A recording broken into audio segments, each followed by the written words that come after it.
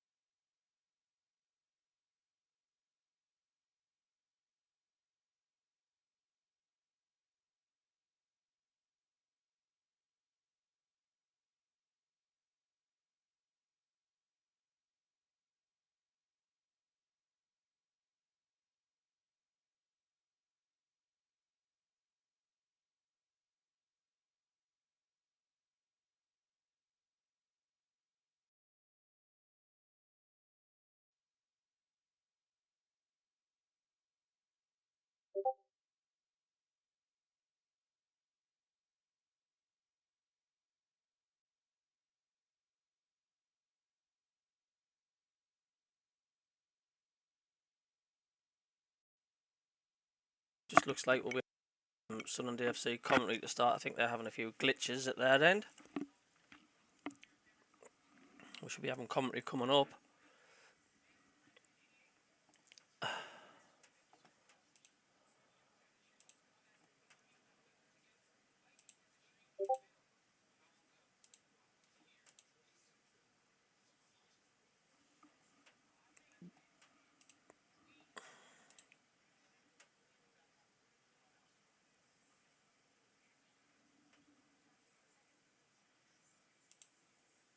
There you go. Goodness knows. How are you doodling? You quit the server, mate, did you? See how it is. Sorry I missed your reply for the footy thingies and stuff. We've been that busy. Our neighbour took ill and had to go to hospital yesterday, so we were in his house trying to sort them out and get things done and dusted. So That's not great. I've just seen your messages sort of now. Well, yeah. If you want to pop this tonight's games in there, then I can pop you on them. The Sunderland FC audio commentary seems to be having problems connecting. They've tried to connect about 6 times and it comes on and then it goes off. What, the audio? Yeah, it's back on now, but gone off about 5 times. And we Oh know my Right. God. how you go Right, up, 2 the more seconds. clinical Here are. you go, boys. Share your You know, especially when you're screen. playing Premier League, you know, I'm you going to get share the one screen. chances in Tell the me back if of you the can net. hear it or You go not. down to the You should be able Championship, you might to. get It 2 or does show 3. it as You go an to the option, Division I guess. 1, you need 5 or Sam 6. may not be Wait. available on That's share your screen. that's the strikers. What? Wait, That's United why aren't you're playing winning? at that level. Now we're in the Championship. We've got good opportunities. I have to. You know, you look at Rosin. Right, I have to stream that. So you can see this wrong screen. How do I change the screen? Change windows. But it's not just him. You know, Wrong window. That's why I'm sharing the. There you go. I just think, yeah, what we've seen of him. You should be able to see the football in the server and hear it. Can you hear it? Let's have a look. I think if you've got it muted, obviously you can't. Yep. But you can hear it. Mm-hmm. Perfect. I want to mute it for a little bit. Perfect. I'm going to get the Ipswich Millwall game up then. Perfecto. I believe it's on the red button on Sky tonight as well. I've On just, now paid TV.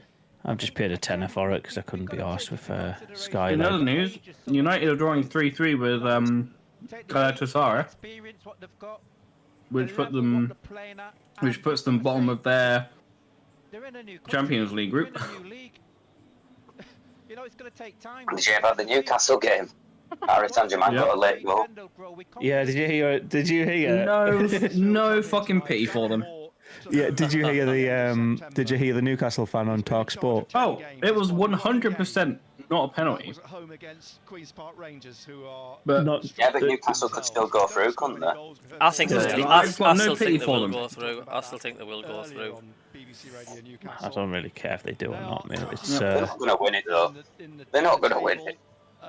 Dream on. VAR. the thing that happened to destroying them happened to Liverpool during one of their league games, where the ball came off Elliot's chest and then hit him on the arm. And there were like 8 moments of play between that and the goal, and they took it all the way back to that moment and rolled the goal out. So no fucking pity on them. Fuck them. what time's kickoff? In 7:45. 15 minutes. Oh, so I should be live then. Okay, cool. I normally go live 15 minutes before, and wasn't sure when it was. So, thank you, ladies and gentlemen, boys and girls. What? Jacob, what are you saying? What? Oh, I just said 7:45 at kickoff. Thank you. Thank you for confirming. Yeah, I thought it was 8 o'clock, so I was like, oh, I'll just sit and wait for a couple of minutes. But we are just 12 minutes away from kickoff for Sunderland versus Huddersfield Town. The lineup is perfectly popping up on my screen right now. So we'll got Anthony Patterson in goal. We're playing with a back three. So we're playing a 3-4-3. We are. Amazing. Trey Hume, Jack Clark, and Luke O'Nien at the back. You've got Job. No, that's not right. What is these numbers do? Like, who's organised this? Like, what order is that? We've got Luke O'Nien, Dan Ballard, and Trey Hume at the back. What the? The numbers are everywhere. Have they organised it by first name? I don't know. No, they haven't. Eliza Meander up front. Jensen Seals is in the middle of the park. Adil O'Sheesh. Jack, Dan Neal. I'm not using this one because that one's an absolute mess. Darren Moore, he's got a good track record. Not good to lead from, is it? But we've got Patterson, Hume, Clark, O'Nien, Job, Ballard, Neil. In the last few seasons when we've come up against Darren Moore and Sheffield Wednesday. One thing's for sure, Darren Moore's team will be full of fight. Yeah. They won't just come here and, sit back. They'll make it difficult for Sunderland. It's what we do, and we're playing at home. We've got to take the game to Huddersfield tonight. Their team, actually, Chris Maxwell in goal, a back three of Matty Pearson, Michael Happy Hellick, for the lineup, Amps, or not happy, or goals this season, content? and by far and away is their leading goal scorer. And Tom Lees. Now, I say that because he's a centre back, right? And we know what's going to happen. So you know why? Or we hope it's not going to happen. Yes, good evening, everybody. My happy chappies. Set pieces. Set pieces. Especially when you are at the bottom of the league, you're not going to outplay teams. What you will do is rely on set pieces. That's where you're going to cause a threat. So they've got to be mindful of that. You're going to make the game ugly. Yeah. Ben Jackson right wing back scored at the weekend, the equaliser, 87th minute against Southampton. David Kasumu, Jonathan Hogg, Middlesbrough lad, Jaheim Headley, and Sorba Thomas, Josh Koroma, who we think will play up front, and in comes Delano Bergsorg, who's on loan, the Dutchman from Mainz 05, because Kian Harrott, who was playing through the middle up front as a 9 at the weekend, was injured, pulled a hamstring. So that's the Huddersfield lineup. As I say, 1 win in 10 in the 10 matches that Darren Moore has been in charge. 1 away win this season, that was under Neil Warnock, and that was at West Bromwich Albion. Sunderland have to get back on the horse, if you like, tonight, after that Plymouth defeat. It was, I hope, and I will say, an anomaly, and fingers crossed this isn't, because if they don't get something from this game, then that's not looking like an anomaly, that's looking like a problem. Yeah, it is a problem, and we know what the problem is. And you know, we've said from time to time that, you know, if we're going to get a striker, we need a variation. You know, we've got some great players, some very, very talented players, but we've got to score, shall we say, the pretty goal. You know, where we play little 1-2s, reverse, and pass the ball in, somebody taps it. We cannot get the ball out wide, put the ball in the box, and somebody comes in and heads the ball in. You know, we can't go route 1 and just somebody flicks it and somebody gambles and gets in. We can't do that.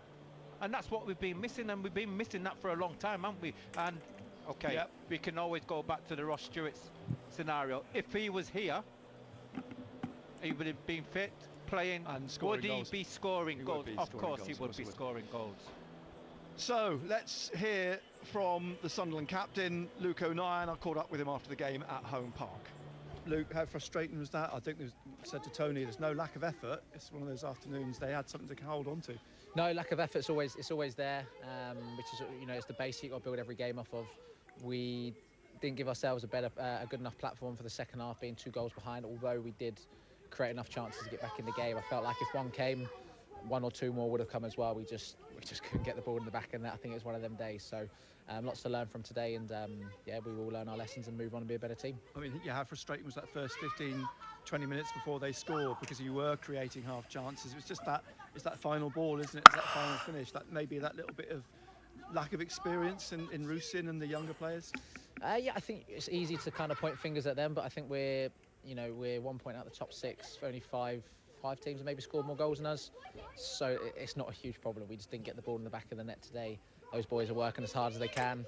You know, when they now do their extra training and they know what positions they're getting in the box, they maybe got to put more pressure on themselves and training, so they're ready to kind of, you know, take those chances, and they will. You know, if they learn those lessons now, start putting them in the back of net towards the end of the season when it really matters, that's going to be valuable for us. You could sense here that this was a scalp for Plymouth, wasn't it? You could just, the atmosphere in the stadium when they went 1 up, they had something to hold on. Barley Mumba in there, you know, against his former team. That it was the sort of, you know, David and Goliath battle as far as they were concerned. Good evening, chaps. You know, I think you need to give them a bit more credit. I think they're a very good team. So far, on the poll, we've got 90% of Sunderland fans here win, 10% say draw. Nobody have said a loss I've played yet. against their manager multiple times, I think even in League 2. Which I'll take. So he's a very, very good manager, has his boys very well organised from back to front. You know, the Packer Andrew, hello mate, how are you doing? So are you well? They were very, very good. I'm going to look forward to playing them at our place, where we'd look to put our, you know, a better performance than we did today. So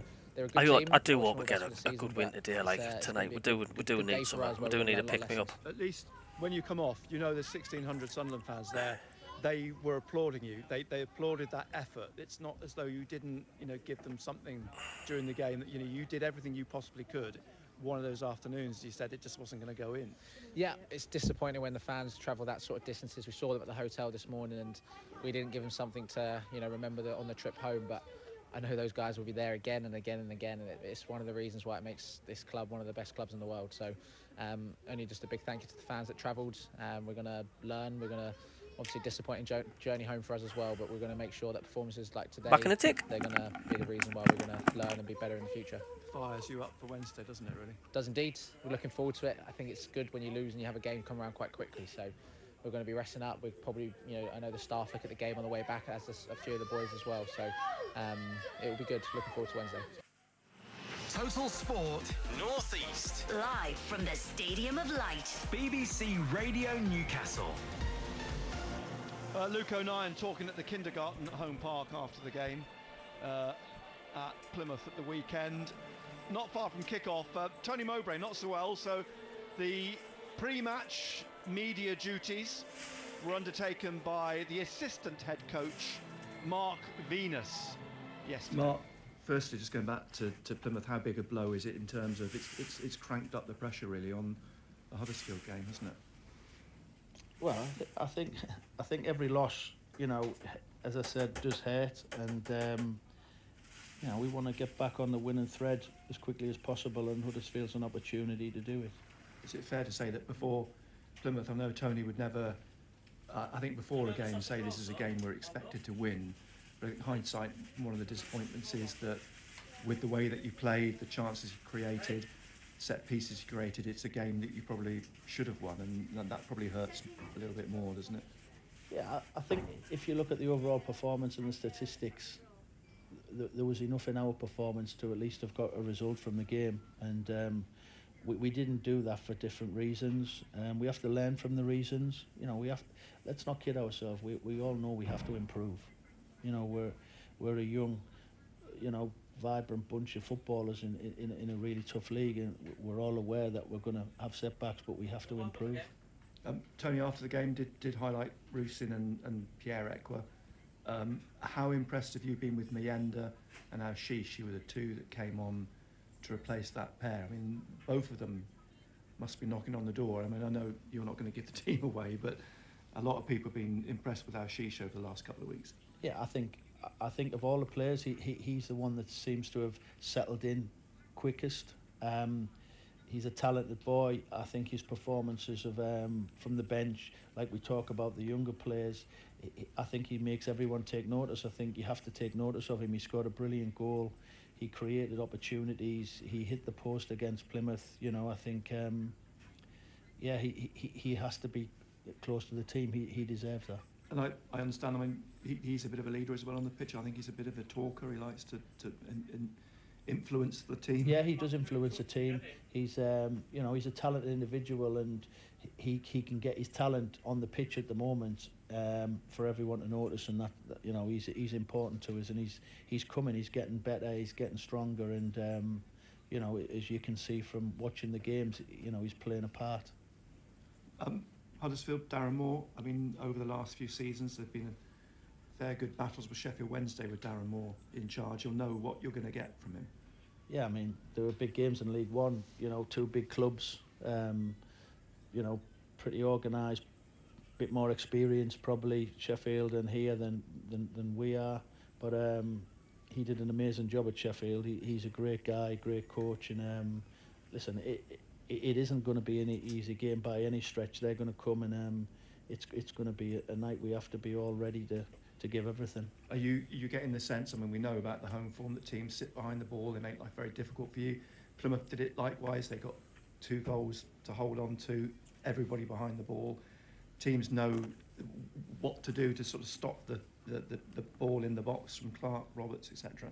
Yeah, I think the better you do, the more respect you earn off other teams, and as you progress and as you develop, you have to learn to break through whatever they put in front of you. You know, I'm sure as we go forward, we have to understand that whatever's in front of us, we have to know how to break it down. Total Sport North East. Nick Barnes and Gary Bennett, MBE. BBC Radio Newcastle. Nice to hear from Mark Venus for a change. Tony Mowbray is here tonight, well wrapped up, and he's got a red and white scarf wrapped round his neck, a big overcoat as the team's out. The Huddersfield players just stripping off their tracksuit tops, grey tracksuit tops. Sunderland, of course, taking off their red tracksuit tops. How are you doing? Benno will be delighted to know better that the weekend, numbers are absolutely impossible to read. David Edwards. Hello. How are you doing, blue mate? and white stripes, and the numbers, I don't even know what colour they are. And a red. It could be red, it could be yellow, it could be anything, to be frank. So there's a challenge tonight. Hope you are all well. pretty much on the roof. Been rushing around a little bit, just not long being in from work. Sunderland makes 3 changes. It's Patterson in goal, Hume, Ballard and O'Nien. Roberts, Neal, Sealt, Job, Clark, Aushish and Mienda. And Huddersfield Town, Maxwell in goal. I know who he is. He's in a nice big. So it's been a bit of a rush. Doug, how you doing, mate? You all right? Jersey. Pearson, Hellick and Lees in front of him. Jackson, Kasumu, Hogg, Headley, Sorba, Karoma and Bergzorg in front of the 3 in no particular order. Oh, it's been a mad rush. You cannot read them numbers. You can't. Binoculars? I'm going to have to do this by boots, hair, position, as Huddersfield get the game underway, and there'll be a restart. I think the referee wanted to wait for the end of the song. So, a second attempt to get the game underway. We are, and Huddersfield get the ball rolling. It's played back into central defence to Michael Hellick, I'm assuming that is. Oh. And immediately there was a mistake at the edge of the Sunderland penalty area. Patterson's come out quickly though and smothered the ball before Karoma, I think it was, tried to break into the box for an early goal. Now there's a foul on the far side on the wing, and I suspect that could be Sorba Thomas. But the ball played down the touchline, and O'Nien having to get in front of the Huddersfield attacker, and eventually the ball played into touch for a throw to Sunderland. Sealt is over here on the right hand side at the moment. Ahead of him is Roberts.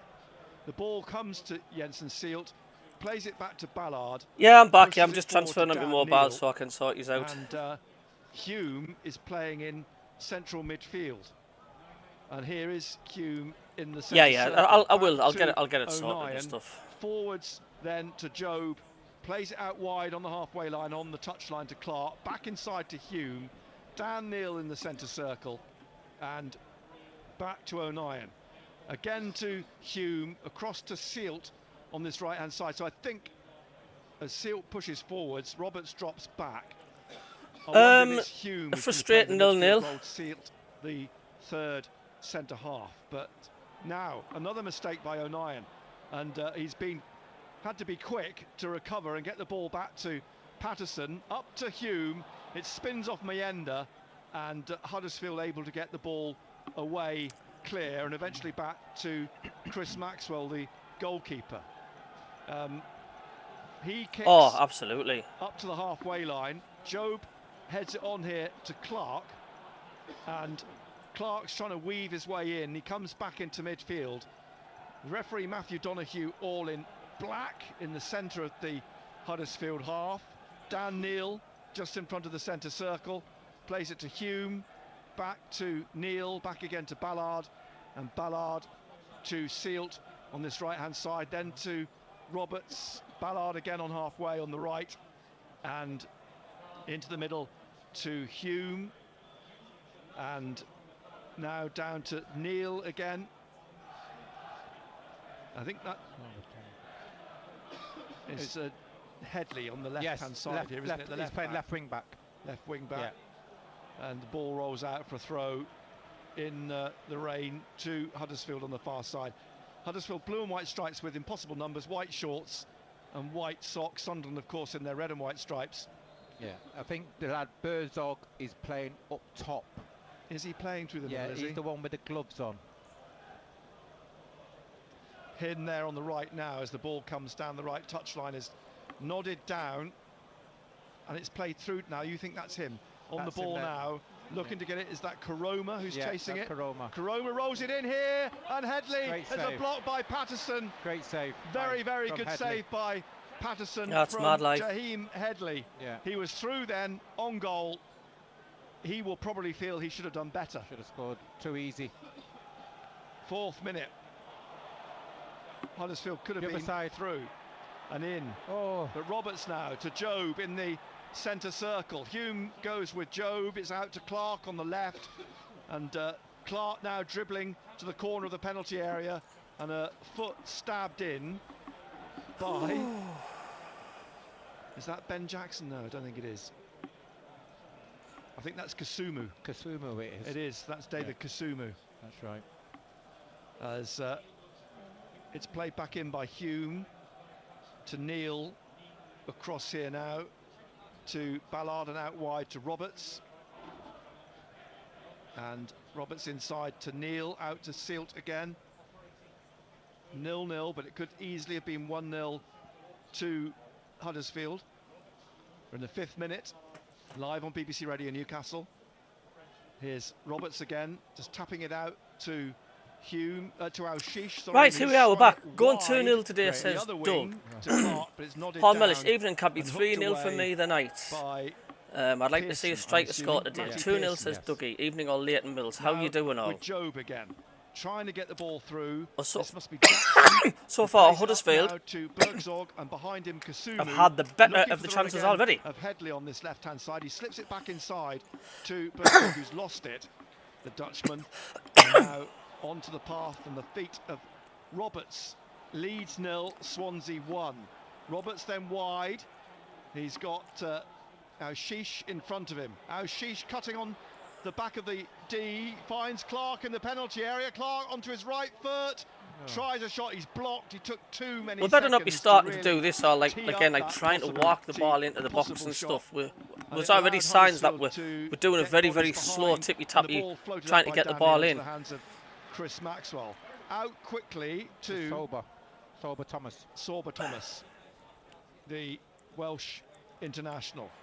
He turns and peels away, tries to get away on the right wings, come back inside to Dan Neil, down to Job on the left inside the Huddersfield half, and back inside to Dan Neil, and here again to Ballard. Ballard has Karoma in front of him. That's Dan Neil. Josh Karoma, yeah, the Huddersfield player in the who's playing off Bergzorg and just trying to establish who's where and who's who. As Dan Neil on halfway. That is quick away goals. from Kasumu, back to Hume, forwards again to Job, and Job back to Dan Neil, and back into the centre circle to Ballard, chased down by Bergzorg. Delano Ipswich. Bergzorg, 25-year-old Dutchman. Out to Hume on the left, inside to Dan Neil, just inside the Huddersfield half. Back again to Luke O'Nien, across to Ballard, Sealt on the right, forwards to Al-Shish, back to I'm not too sure. Sealt, who skips round Karoma. Sealt plays it away then from Pearson, I think it was, who got forwards. Out to Clark on the left-hand side, inside to Job, looking for Clark on the right edge of the penalty area, but I think it's Jackson who's managed to slide in and get the ball away. And Leeds 1, Swansea 1.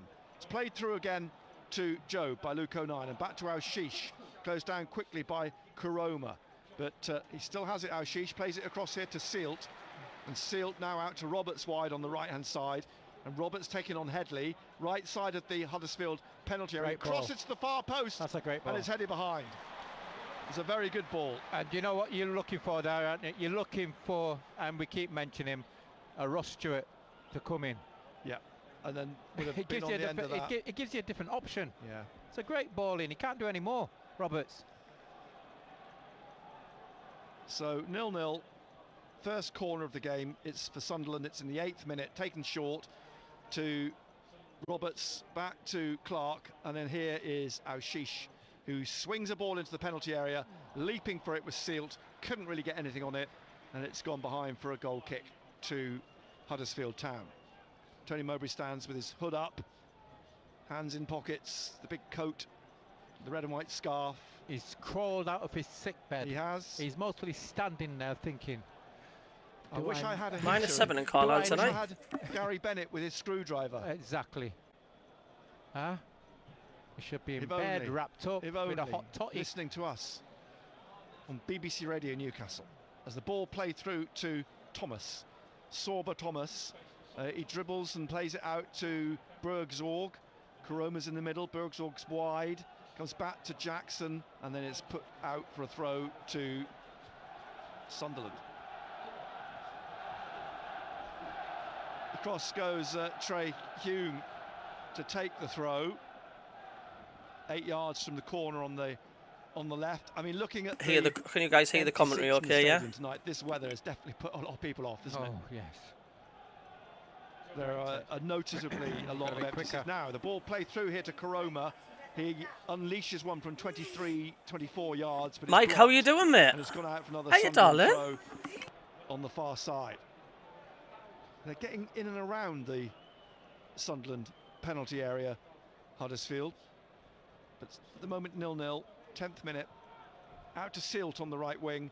Back again to Ballard. Silt playing very wide, if this is a 3. And here's Karoma again, picks it up.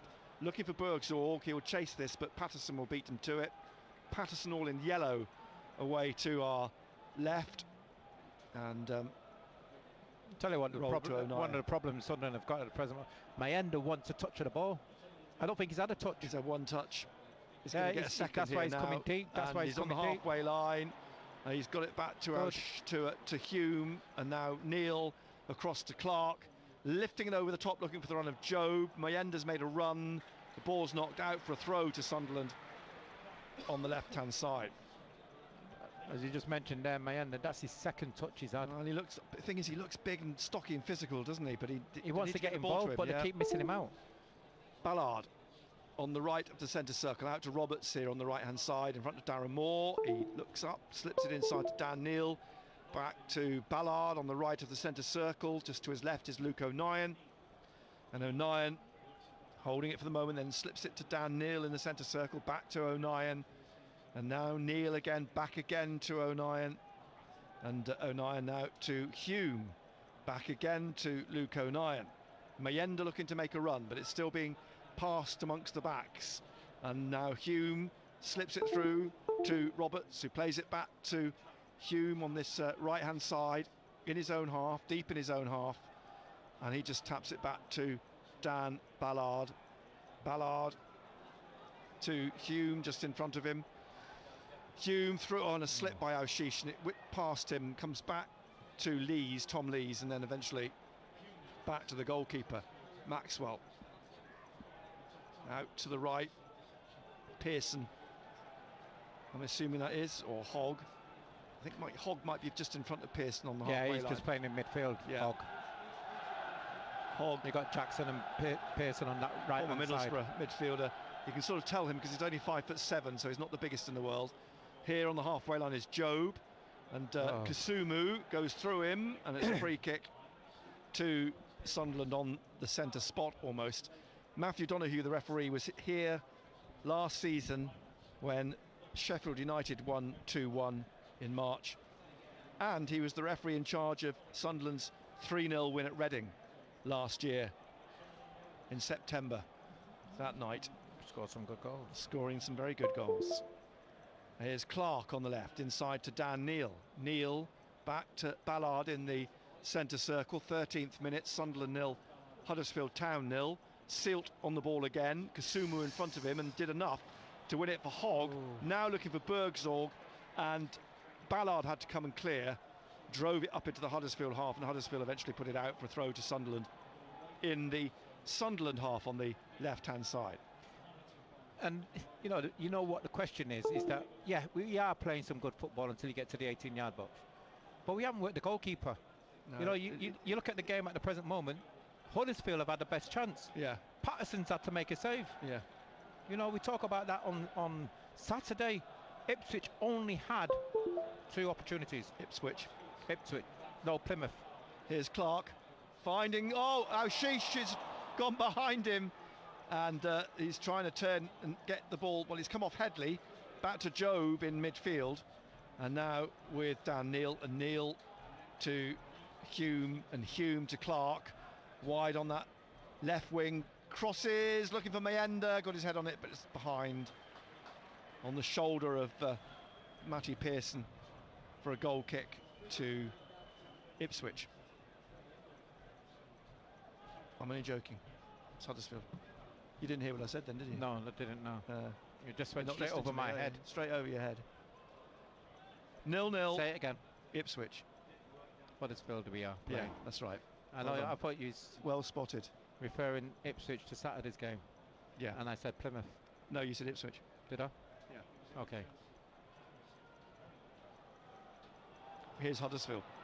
Threading one through for Bergzorg at the edge of the area. He's got round O'Nien and he's driven it into the side netting. And that just all seemed a bit... Sunderland looked sleepy, didn't it? It just doesn't seem to wake up to that threat through the middle. Let's not get away. They've got some pace up front. Yeah, they have. Mike Dodd's having a word with Patrick Roberts here on the touchline and pointing across the pitch. Patterson with the ball at his feet. It's the end product what we're looking for. Yeah. At least Mayenda's got his head on one now, even albeit it went wide. And again, Patterson nearly closed down and caught by Bergzorg. And now Al-Shish having to work, but Sorba Thomas has got it back. Hogg in the Huddersfield midfield. Behind him is Hellick, and the pole gets it back to Maxwell to kick over Mayenda and up to Sealt on the halfway line, who nods it forwards and out for a throw to Huddersfield on the left-hand side. And Headley, Jaheim Headley. Yeah, we're missing that sharpness, definitely. Began his career at Millwall, ironically. Is going to take this throw. We, of course, are at Millwall on Saturday afternoon. A reminder of anybody travelling to Millwall, as O'Nien battles with Bergzorg and gets the ball to Job and back to Hume and Patterson. South Bermondsey Station is closed now. I reckon there's about 22,000, 23,000 tonight. Bermondsey and Canada Water, and it's about a half-an-hour walk from both of those to the Den. So if you're travelling to Millwall, there's a little bit of travel news for you. Travel news, huh? I don't blame them though with the weather. It's freezing, isn't it? As Job is tripped up in midfield by Hogg, Jonathan Hogg, and a free kick to Sunderland is taken. Sealt here on the right-hand side, out to Roberts. Roberts back again to Ballard. Bergzorg goes to close him down. I mean, you wouldn't know that Huddersfield even had numbers on their backs, would you? Because they're so faint and impossible to read. The ball out on the left with Hume. Forwards to Clark, back inside to Dan Neil. Neil to Ballard. Ballard back to O'Nien. And Luke O'Nien out wide again to Jack Clark. And into Job, has played back behind Clark. It'll come back though to O'Nien on the halfway line on the left. Forwards again a few yards to Jack Clark on the touchline. Job makes a run. Clark slips it inside to Job. Too many blue and white shirts around him, and Thomas will bring this ball out on the right, leaves it for Hogg. Hogg passes it wide to Jackson. Jackson trying to shake off Job. Over halfway, down the touchline, inside, straight to Ballard, who taps it away, but straight to Jonathan Hogg. Hogg now just inside the Sunderland half, right of the centre circle, plays it back to Michael Hellick, the Polish international. Forwards to Hogg again, back again to Hellick, and he'll play it across to Tom Lees here on the left-hand side. Through to Kusumu. Kusumu in the centre circle, finding Jackson, wide on the right. Kusumu's continued. No, it's not the best. Jackson's cut it's not the best, is it? And he's tripped by Hume, I think it is. Yeah, Hume. But you can see Huddersfield all of a sudden are growing with confidence, aren't they? Yeah. They are. They are. I mean, there's an air of frustration about this because Sunderland are enjoying a lot of possession, but they're not going anywhere. They're not doing anything with it. Yeah, they're just saying on Radio Newcastle once again, Sunderland enjoying a lot of possession. The same old, I'm not doing anything with it at all. And it's goalless, but there's a set piece, and Hellick, of course, has gone up there. 6'3", 4 goals this season. And we talked about this. This is what they rely on, will be set pieces. Thomas is going to take the free kick. Sorba Thomas. And the referee's been moving his pieces around. He's still keeping a wary eye on the line at the edge of the penalty area. Sorba Thomas then whips this in, and it's headed over. Do you think we need to spend much in the transfer window, or do much in the transfer window in January? Good defending there. That was quality no ball mistake. in. He just attacked it and headed it over. Burgzorg takes a short corner here to Thomas. He whips in across to the penalty spot, over the head of Ballard and away behind for a goal kick to Sunderland. 0-0 still in the 20th minute. So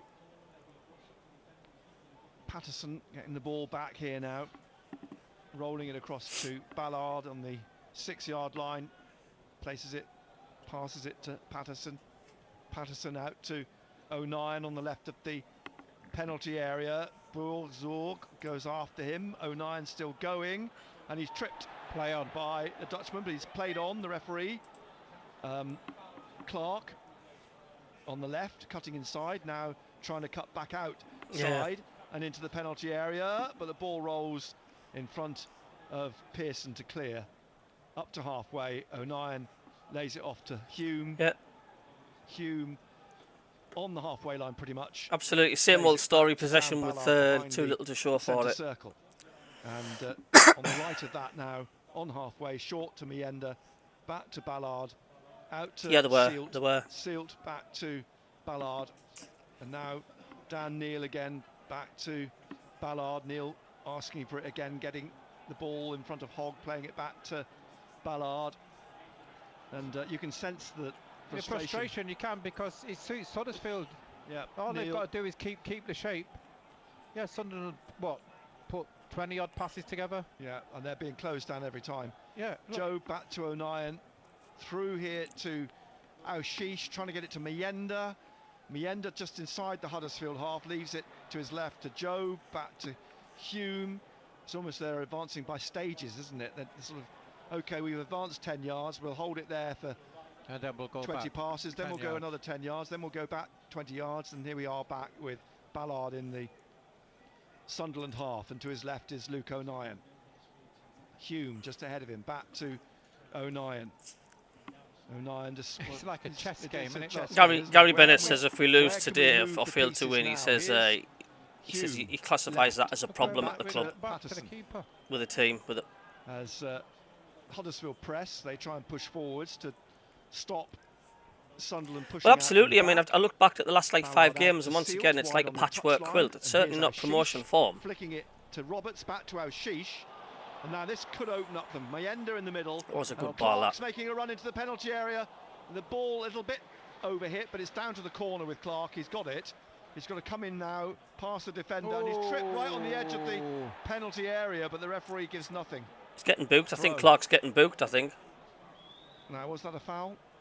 It looked like a foul. It looked like a foul, didn't it? The referee's having a word with Jack Clark. Clark just is walking away with head over his shoulder. Still, I think he went a bit down too easy, to be honest with you, but never mind. He's got a corner. I thought he was booked. He's not booked. My apologies. It's a corner, isn't it? Went for a corner.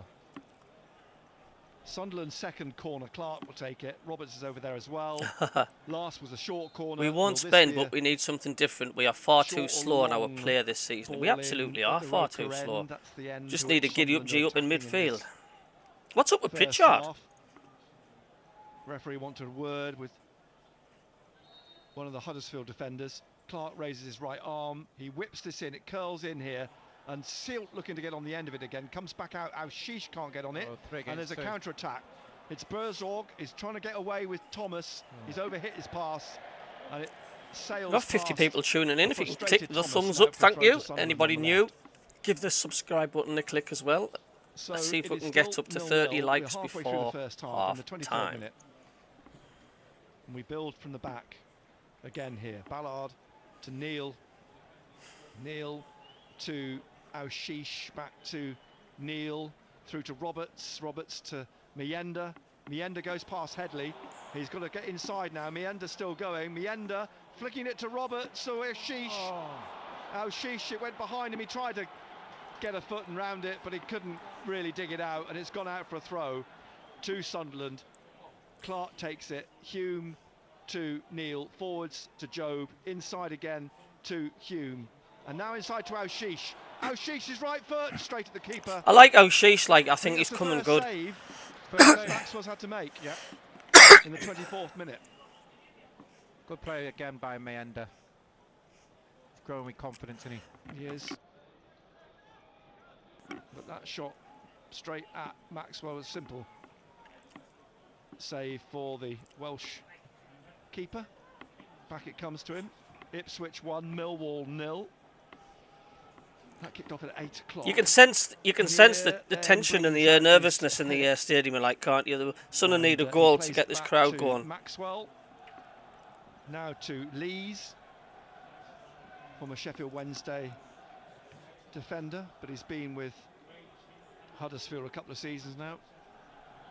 Back to Chris Maxwell. Oh, I hate them drums. Signed in the summer from Blackpool. Not first choice. Lee Nichols is first choice goalkeeper. Anthony would turn up at the stadium like playing the Spoons, wouldn't you? And Maxwell swings this down the right wing. It's nodded by Jackson. Back to Hogg, I think it was. Or no, Pearson. Now with Kasumu. He tries to cross. Doug B, think Pritchard would like to be out. He's not getting enough game time. What do you reckon about that, lads? Corner on the right, the north end of the stadium. Sheffield Wednesday 0, Leicester 1. Pritchard would like to be out of the team. He's not getting enough game time. To Pearson, wide on the right, inside to Kasumu, gets it out to Jackson on the right wing, and Jackson's looking to get this in with his left foot in the air off Luke O'Nien's head. And Bourgs, or is it Kuroma? Kuroma is trying to get on the end of it, but Patterson's got it. 0-0 still in the 26th minute. BBC Radio Newcastle, don't forget. Remember, are they not roughly the same? Back tomorrow night, 6 o'clock. We'll be chewing over this one, chewing over VAR. Dak, I'd say. Over VAR. As one does. The crowd are getting frustrated now. You can hear it. Ballard drives it down the right wing to Sealt. Here is Dan Neil in the centre circle, playing it to Hume, and now wide on the left to Clark, just inside the Huddersfield half. Gets it down again on that left-hand side to Hume, inside to Jobe.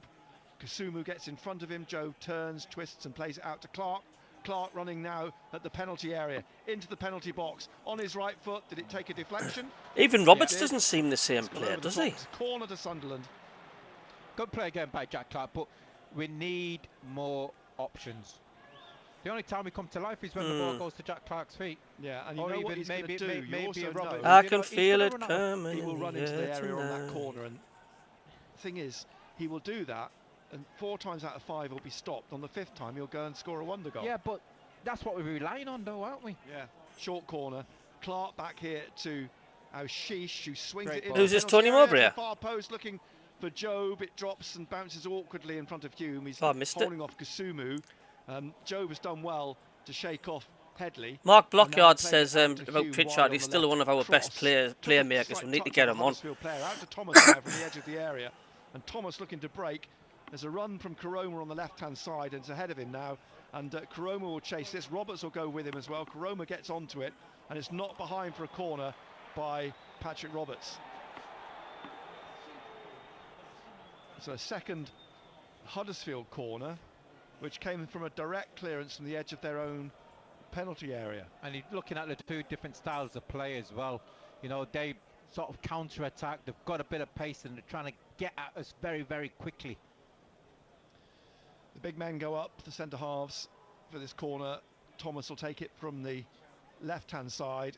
Giles is even streaming the game. Swings it in to the back of the 6-yard box. No. Oh, you've got to get there. It's in. It's a goal. It's been headed in. Who's Hellick? It's Hellick. I know. What have we said? Problem here, like there's problems here. He got to the left-hand post. The ball was not cleared. It was headed back across to him, and Hellick basically all he had to do was steer it down into the empty net. It's slow motion. You're thinking, okay, something not right there. Like, where's the reaction? We've just stuck. We've stopped and allowed him just to head the ball into the net. No reaction at all. We didn't win the first one. You've got to react to the second one. Well, the warning signs, we mentioned this. This is something we talk specifically about in the that's build-up. weak, that, like. Nick, me and you have spoke about this before. Danny Bath would have again, had that keep covered. Talking about before a ball was kicked. Yeah. How was Huddersfield going to give us a game? He didn't even how jump. Going to try to win the game. Set piece. And now, as we also debated, they've got something to hold on to. Oh, they've got something to hold on to. Now we'll wake up and try to play with a bit more tempo. Yes. Why? Because you 1-0 down. You should have been doing that from the start. Sunderland 0, Huddersfield Town 1. And their leading scorer, centre half, Michael Hellick. But the thing is, we didn't look like scoring, do we? Ballard looking to bring this out here on the right-hand side for Sunderland. Out to Sealt, back to Ballard. And I was looking at Patterson. Could he have done better? He was just standing there, watching in the air. The ball was in the air a long time. If we lose tonight, there's something on Ipswich are 2-0 up. No, the first header's gone. It's just a looping header. Looped back over, and Hellick was at the post. Now they've got something to hold on to, Huddersfield. Now you'll see them step up a gear. Of course, you know, they'll chase, close down. O'Nien in the middle, over to Hume, Job ahead of him. Immediately, Sunderland get on the ball. Someone's closing them down. What we're missing? Now Sheesh. What we're missing, lads? What are we missing? Out for a throw to Huddersfield on the right-hand side. What's causing it? We played half an hour. Sunderland 0. Huddersfield. We've got the squad. 1. We've got the players. And who's had the most efforts on the goal? Huddersfield. Here's Hume nodding it down for Ballard to lift through the middle over the top. See him all, Jonathan, I know. Who's now he's been pulled down. Just hauled down by Hellick. No question. Just a yellow card for... I'm not panicking yet, like, I know 1-0 down, but... Well, Hellick. It's ringing in my ears, says Doug, it's warning bells. Sheesh, but Hellick's definitely the player book there, wasn't he? Yeah. And clear pull on the shirt of Mayenda, just pulled him down. Well done, Mayenda. You know, he's Please score a goal, absolutely. He's won himself a free kick. Now, can Sunderland do something from a set piece? You've got to hit the target. You've got to work the goalkeeper. It's Clark and Roberts. We're in the 32nd minute. Ideal time to... A good manager, Jonathan, I know. 1-0 down. The Huddersfield goal coming in the 28th minute. Referee is just having a word I don't think the fans would turn on Mowbray if they lost tonight. Which are sort of 12 yards out. So 22 yards the free kick. Rain drives in again. And it will be a bitterly cold rain as well on the faces of the players and the referee. Good save. As Clark looks to take this with his right foot. Strikes it, a good save. Maxwell down to his left. Excellent to put it round. Good effort by Clark. It was a good effort.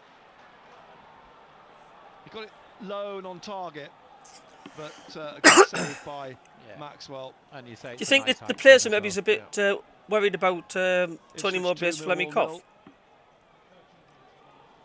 There's a short corner again on the right. Roberts to Clark. Clark back to Roberts. Roberts swings. Oh, and the audio commentary's gone off. Searching. Well, cleared. Destination out of order. Destination out of order. The multi-million-pound club of Sunderland can't even get the audio commentary to work properly. Oh dear. You get satellite signals from Japan, but you can't get audio commentary from Sunderland AFC.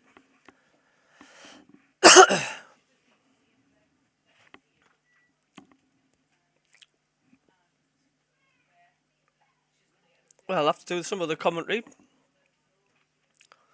Sunderland have got the ball deep in their own half. Steps inside. Slow build-up player again. Ball played too high. That'll be a throw-in to Huddersfield Town with a bit dejected-looking Jack Clark as the ball goes over his head.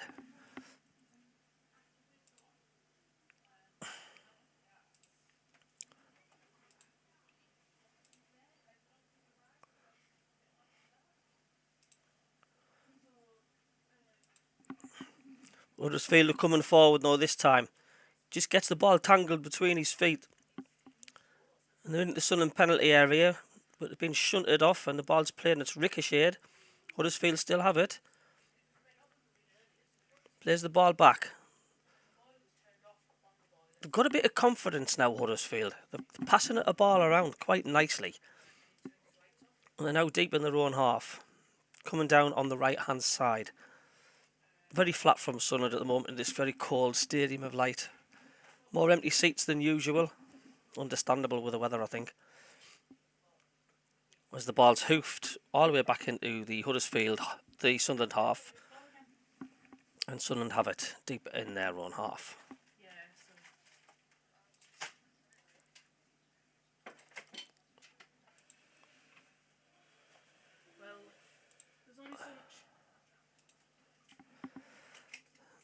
Yeah, he's up. Come on, Sunderland, sort your audio commentary. Come on, Sunderland, sort your audio commentary out, man, for goodness sake.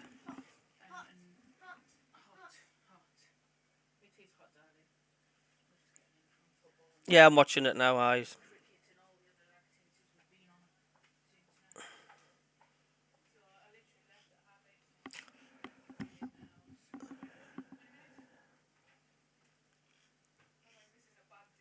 Sunderland come down on the left-hand side now, though. Doesn't come to anything. Huddersfield have it. Their man goes down, and that's a free kick to Huddersfield. Clark's protesting, but referee says that is a free kick to Huddersfield Town.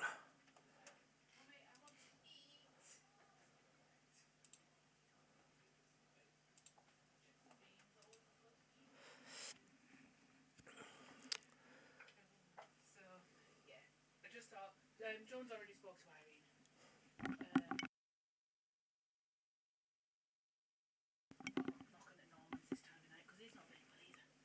Irene. Yeah.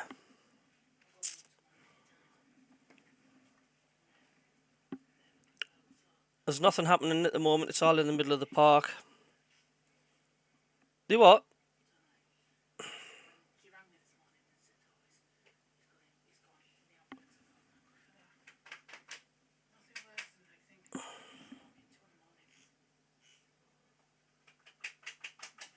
We could do with a bit of the oil rig, like.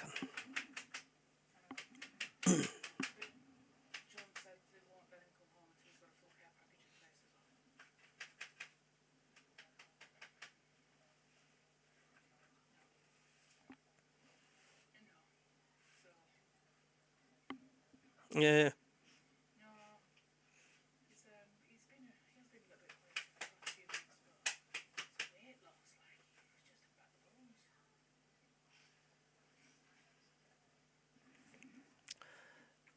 Sunderland once again, they're just slow build-up play.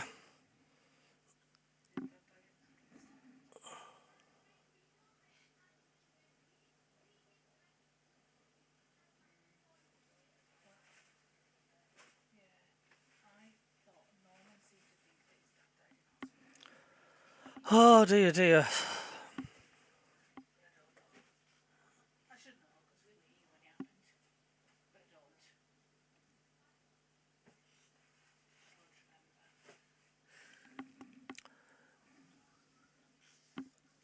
This looks a very cold, quiet Stadium of Light tonight at the minute.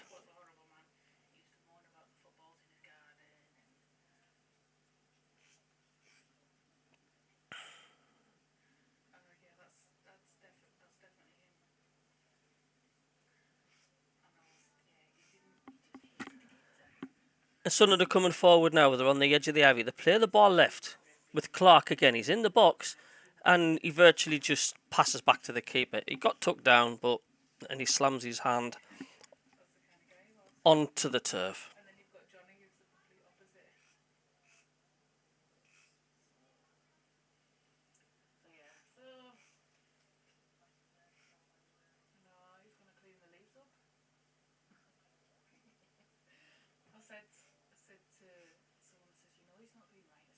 That is an awful foul, that. Blummin' heck.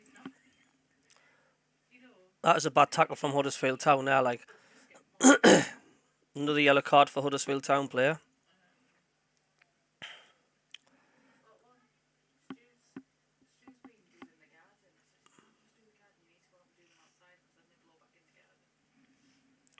Come on, Sunderland there. Blow my neck.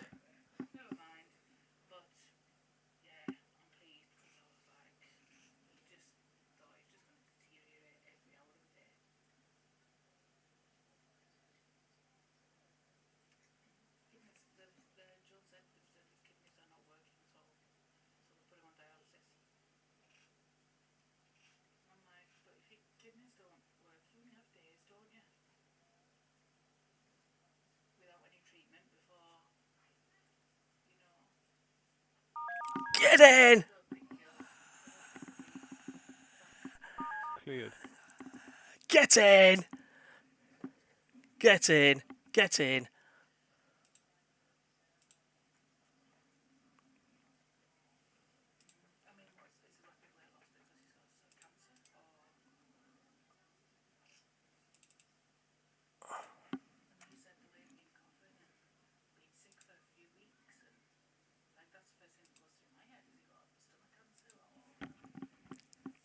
Get in, get in. That feels and sounds better. Sorry, I'm just slightly distracted because they're trying to get the audio commentary back on again, but we'll just have to wait. But it's 1-1, or 9.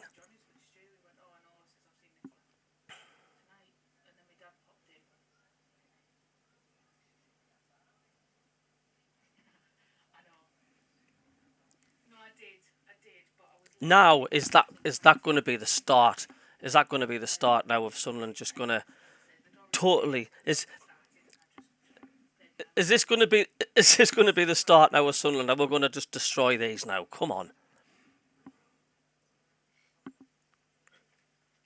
Yeah.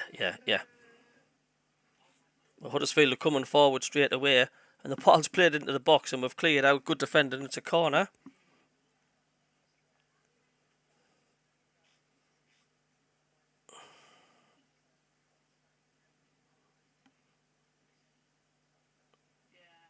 Aware audio commentary, man. What are you doing?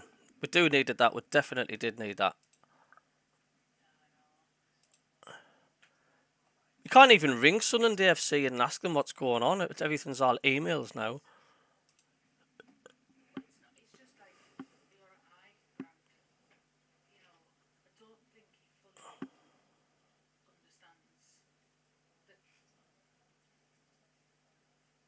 So it's a corner for Huddersfield Town.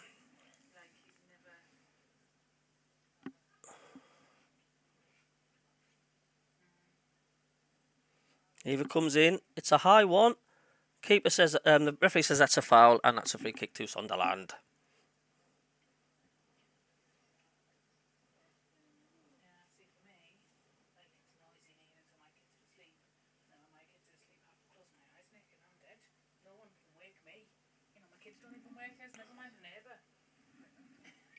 Well done, Luke O'Neill, son. Well done. Took a defence man to score.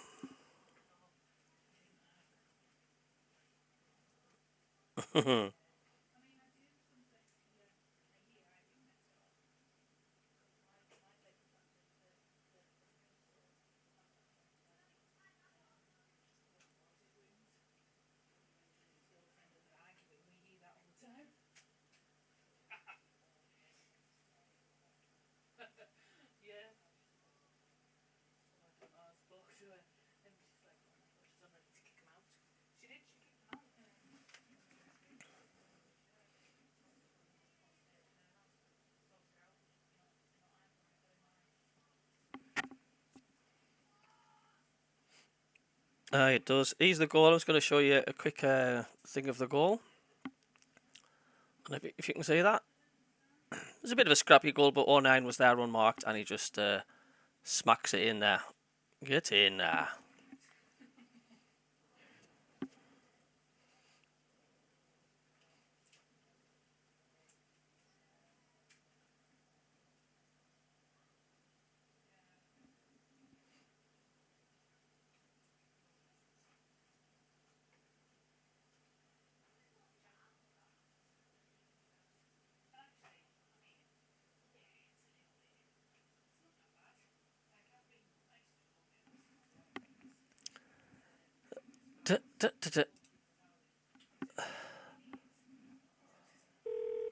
Connected. Searching. Why are they finding it so difficult to get the audio on? It's unbelievable. Framed. Keep your fingers crossed. And we're back on. Crikey. There we go. We got there in the end. Sunderland Finally FC managed to get a have line. carrier pigeon Wi-Fi. But as I say, just please bear with us. 1-1. We're in the 45th minute. Huddersfield on the break Well here done, again. good tackle. And a good tackle by Mayenda. Excellent. And now a foul on Job and a free kick to No, it's the audio. Sunderland. It's the audio. And a possible quick break on the left-hand side from the free kick. Clark plays it across here to Aushish at the corner of the penalty area. And now down to Sealt as the rain hammers on the roof of the stand. It's pulled back by Sealt, but the flag is Give a up. goal kick. And a goal, in fact, That is- just over the line, yeah, for a goal kick.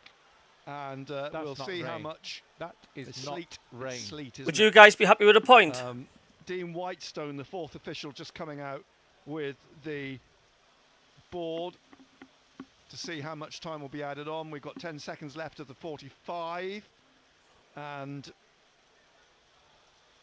a goal kick to Huddersfield. 2 minutes.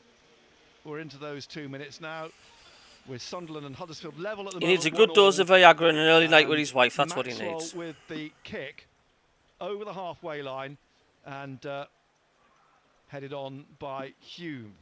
Ballard as it came back into the Sunderland half, and now it's played forwards again by Huddersfield, looking for Koroma and Bergswall, but Sunderland have got the ball away. Sealt couldn't quite get it inside to Roberts. Kusumu through to Thomas, looking for the run of Bergswall, and he's brought down by Luke O'Nien on the far side. Just inside the Sunderland half on the right-hand side, a few yards in from touch. Cheers, we Doug. Come played a on, minute hit or the two thumbs up, everybody. being added on. Concentration. As you Nick, say, right on the they half put the time. big men up there, of course, Yeah. for the free kick. Hellick, who No, we scored the need all opening three. goal We do. Stay switched on. from a Well, a lot of people on my chat are saying they would not be Thomas happy will with a take the point. free kick on the far side, and just one man in the wall, Roberts. It's driven in by Thomas onto Hellick's head, and whistle's gone offside. 35 seconds of the minimum 2 minutes left, and a free kick to Sunderland, and Patterson with the ball at his feet in the minute. He will place that.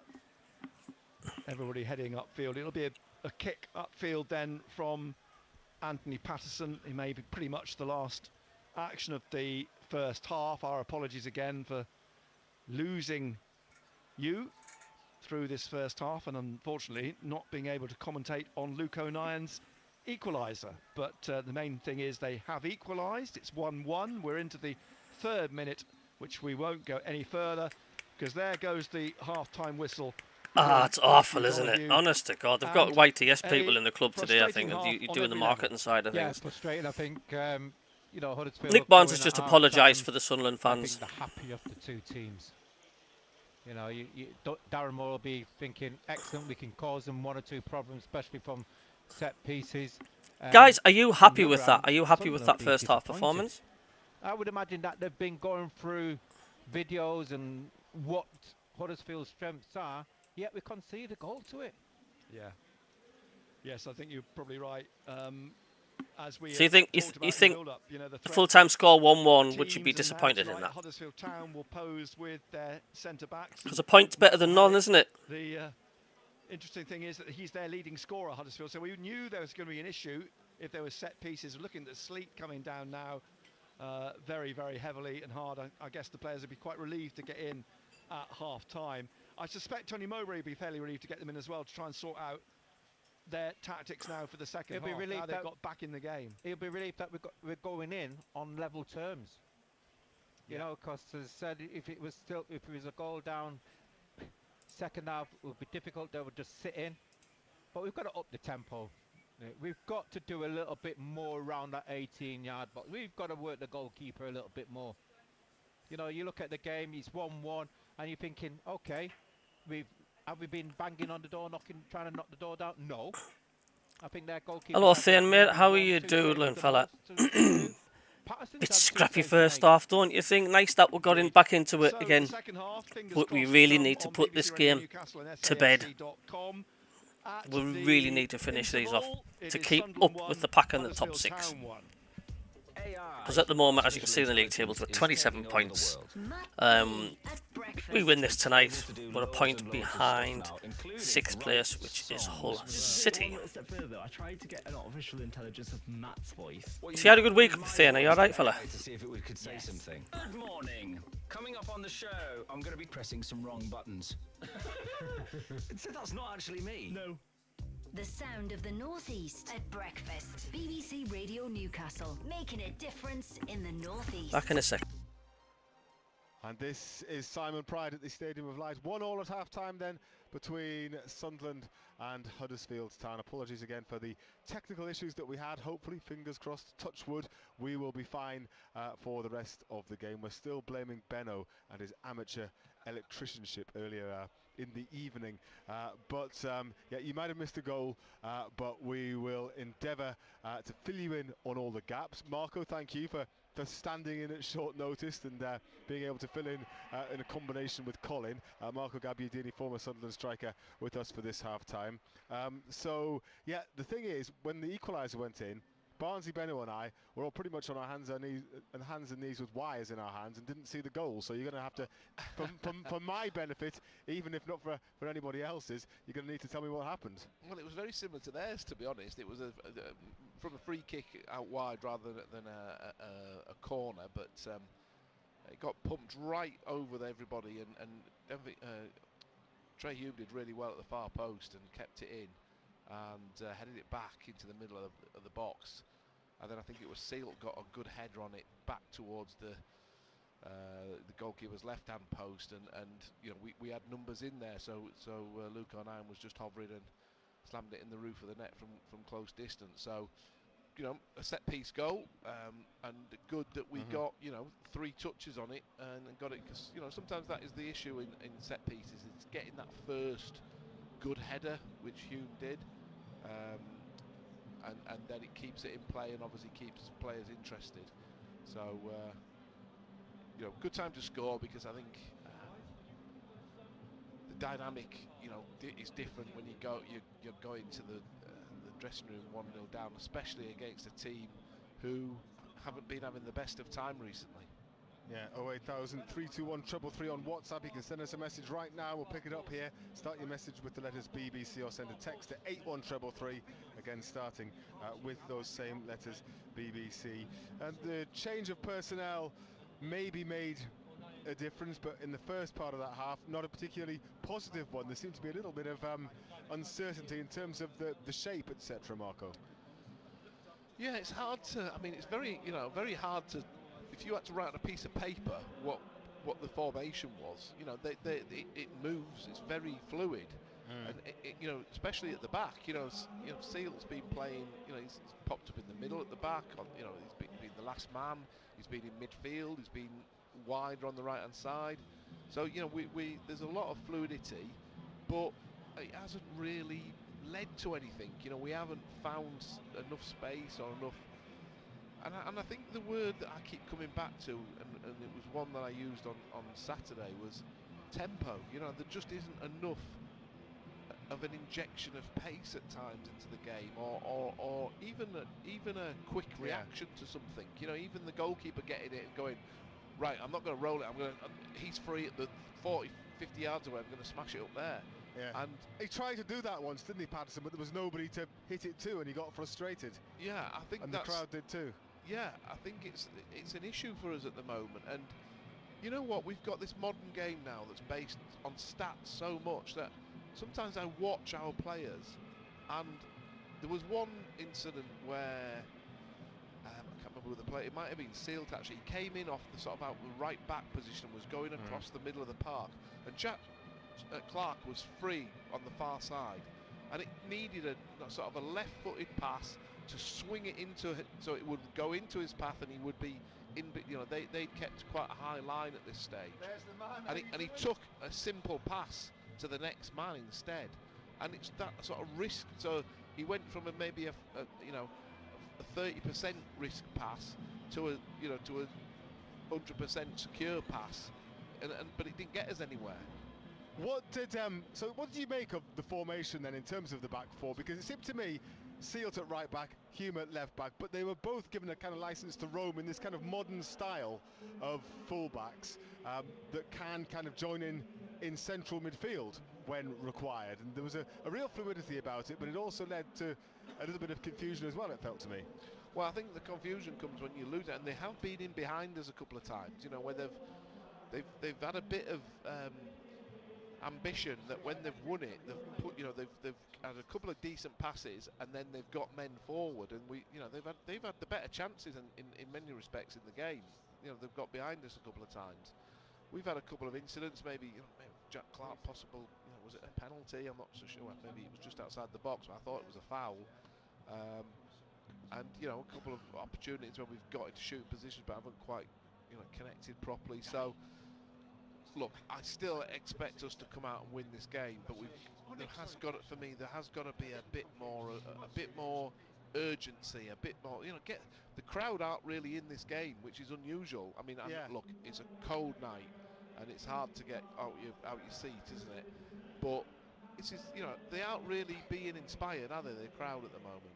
What do they need to see? What will Tony Mowbray be saying in the dressing room? Assuming that he's not very well, is he? Giving the half-time team talk. But what do you want to see in the second half, Marco? I want to see some quick passes. I want to see people get the ball out of the feet and actually maybe take a man out in midfield. I think this has been worse by going past him in the middle of the park, rather than having 3 or 4 passes to get in behind that same player, but he's then had time to get back into a better position. So it has to, we have to try and open them up with a bit more endeavour and a bit more devilment. And I was talking about last night on the show. We can't just expect to pass your way round teams at the tempo that we're doing at the moment. Marco, thank you very much indeed for now. You'll be back on the show tomorrow night. Hopefully a positive second half for you to reflect on then. We might be speaking to you earlier than that, depending on the technology here. There we go. Thank you very much, Marco Gabbiadini. I won't see you tomorrow because I'm at that event at the stadium. Oh, you're off, aren't you? Yeah, who have we got in tomorrow? It's Kieran, isn't it? Okay. Yeah, it's the foundation. Seeing as I'm says, to be honest, as it stands. Well, you enjoy yourself at that, and hopefully you will enjoy the second half as well. Marco Gabbiadini, ex-Sunderland striker. I'll be chatting to Benno after the match has finished as well, up until 10 o'clock this evening. So again, get your messages in at the end of the match this evening. Hopefully that it will be something positive that we can be talking about in this second half. 1-1 at half-time. Let me just run you through some of the other scores around the country and indeed in Europe this evening. Starting though in the Championship, Blackburn Rovers 0, Birmingham City 0. Leeds United 1, Swansea 1. Swansea took an early lead in that game in the very first minute, but Leeds have equalised, so it's 1-1 there. The leaders, Leicester City, are 1-up at Sheffield Wednesday. It's Southampton 0, Bristol City 0, and Ipswich Town, also going well, of course, are 2-0 up at home to Millwall. In the Champions League this evening, in the early kickoffs in Group A, it was Galatasaray 3, Manchester United 3. Manchester United led 2-0 and 3-1 in that game, but it finished 3-3. Bayern Munich 0, FC Copenhagen 0 is the latest. In Group B, Sevilla 2, PSV Eindhoven 3 is a full-time score. That was the other early kickoff. Arsenal look to be cruising to victory against Lens. They are 4-0 up. They were 4-0 up after 27 minutes. Havertz, Jesus, Saka and Martinelli on the score sheet for the Gunners. In Group C, Real Madrid 2, Napoli 1, Sporting Braga 0, FC Union Berlin 0. By the way, in the Real Madrid game, Job's brother, that fella, he's on the score sheet again for Real. Benfica 2, Inter Milan 0 in Group D. Real Sociedad 0, FC Red Bull Salzburg 0. So those are the other scores from around the Championship and the Champions League this evening. You have heard lots of reaction through the day to Newcastle's 1-1 draw in Paris last night. That was our commentary game last night here on BBC Radio Newcastle. Most of the reaction today focused on the penalty awarded to PSG in injury time, which was converted by Kylian Mbappe. Let's hear a little bit more now from the Newcastle head coach, Eddie Howe. He was proud of the way that his... I know, Thane. It's I want to see not just a win tonight, but I want to see a dominant performance from Sunderland. Like, gives us a bit of confidence for the next game. You know, something similar to when we played against Southampton. Where's that performance gone? You know, the 5-0 against Southampton. Where's that gone? We're just seeing and we're very proud to represent Newcastle. As I said that many leagues times apart from that performance, don't we? Hopefully, we've given reason for everyone to be proud of us back in Newcastle. They started the game well, so we needed to be really strong at the beginning of the game to make sure it didn't get away from us. I thought we were. We believed we could create chances, and we created a couple of really good ones. Hello guys, I'm back. I think the second half was always going to take that pattern as much as we didn't want it to. We sort of accepted our role in having to defend, and we defended so well. But from their side, they probably looked. So Nathan Broadhead scored again. But I think you have to credit us in making them do that. Yes, so a 1-1 draw in the end for Newcastle. Oh no, what they said. The fallout from that one on Total Sport tomorrow evening. We will be back on air as usual at 6 o'clock tomorrow evening. Steve Howie will be on the show tomorrow night, so we'll get his thoughts on all things black and white. And as Marco Gabbiadini mentioned a few moments ago, he's not on the show tomorrow, but Kieran Brady will be standing in for him, so you'll get It's clearly not good enough, mate. We're stuck in first gear. We haven't gone through the gears. I mean, if you look at that performance against Southampton, it seems like a league apart, never mind just a few games apart. I don't know what's going on. I just don't. It's like we're playing in slow motion. Like, there doesn't seem to be that drive, that sharpness, that crisp, quick 1-2 passing like we used to. Like we're known for doing, you know, playing the entertaining football. Instead, we're just getting the ball and we're just walking it up the pitch, walking it down the side, trying to walk it into the box. It's like, I can't be bothered to play it tonight. This evening, but yes, it's 1-1 at half-time, and in just a couple of moments' time, the players will be back out. I purely think that, yeah, the fact like Artani's Huddersfield hour will be alright, lads. Free the second half. Total Sport Northeast. They're a poor side, Huddersfield. You can tell why they are where they are.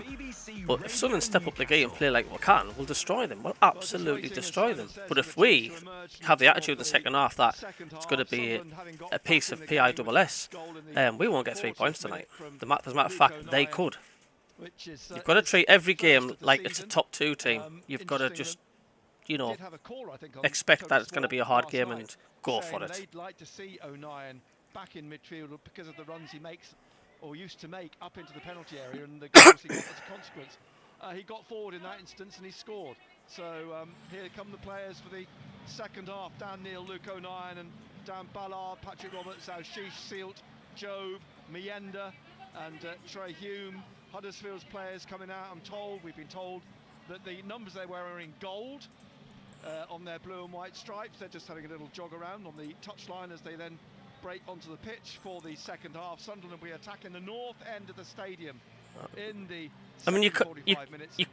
You can't tell me we can't match what's in the top 6 at the moment. Like maybe it's top 2, but like 3rd, 4th, 5th, and 6th. You can't tell me like we aren't as good as them, because I think potentially we are better than them. But the proof's on the table. Here, as you think you are, legs crossed, hands crossed, fingers crossed. Everything crossed. Pridey's gone home. Cheerio. Bye-bye. He's had enough. I don't blame him, actually. Everything that was kicking off in the first half here with the technicals. So we are on our own now. And it's just waiting for the second half to get underway. Take the Southampton game out of our stats, doesn't look so good. It must be cold out there. They're all bouncing up and down, jogging up and down, just trying to keep on the move as Matthew Donoghue gets this second half underway. Is Russian on the bench? And now back to Dan Ballard and back across to Luke O'Nien. Well, let's hope he's sanding it to keep himself warm. And they've changed the shape, haven't they, Sunderland? Have they gone to? Well, Mienda at times is going wide, playing on the right hand side, and then Roberts is coming in. Roberts is coming. They're just rotating, really. Yeah.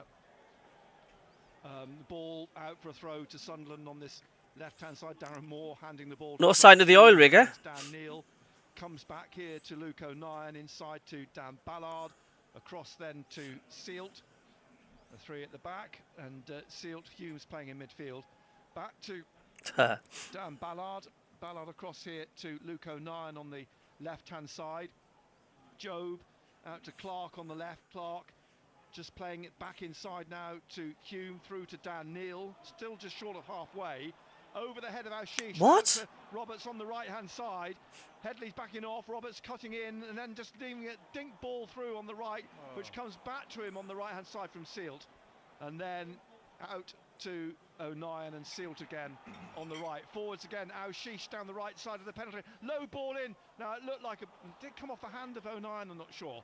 But it's bounced out here on the right-hand side to Ashish again. And he plays it back behind. That's better. It is better, second half. It is better. And out to Bit quick. Ashish on the right. Takes a deflection off a defender's back, Headley's back, and goes out for a corner to Sunderland. And Mayenda's trying to get the crowd off the seats.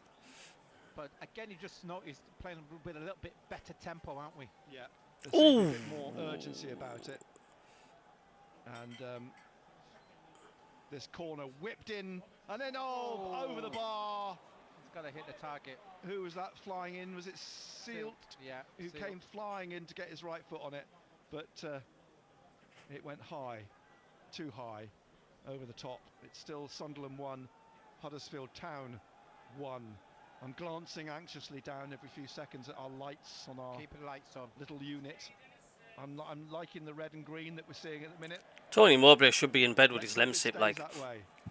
As now the ball on the left with Hume, a throw, finds Clark eventually from Ashish, back to O'Nien, across on the far side. Come to my house and I'll cook him some nice tea.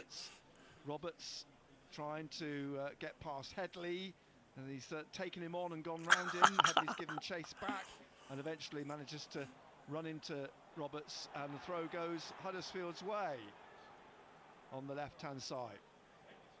So Headley will take this throw for the visitors. Tony Mowbray's It's funny, isn't it? World Cup under 17s, but nobody knew about it. Do you think they should publicise it more, even televise a few of the games? It's freezing cold, it's wet. It's 1-1. Or nobody would be interested. It's a testing night on all fronts. Here's Sealt back again to Luke O'Nien on the halfway line. He's tried to find Clark down the left-hand side here of the penalty area. He's dribbling at the defender, pulls it back here. Clark, man. The referee in the way for a moment. Inside to Joe, back to Hume, down the left of the penalty area to Clark. Swings the ball into the side netting. Sabrina Alves, Casagana, whatever that means, I do not know. And a goal kick to Huddersfield Town. Chris Maxwell, the 33-year-old Huddersfield keeper, kicks up over the halfway line, onto the head of Hume, in the middle. They're going well, Southampton, mind. I'd like to see what the last 5 games have done, but I think they're going good guns. Right-hand side, Jackson now on the overlap on the right. He's tackled by Dan Neal. Neal has got to get the ball inside to Job. Job now getting the ball. He's given the ball away to Headley, who's just tapped it back behind him to Hogg.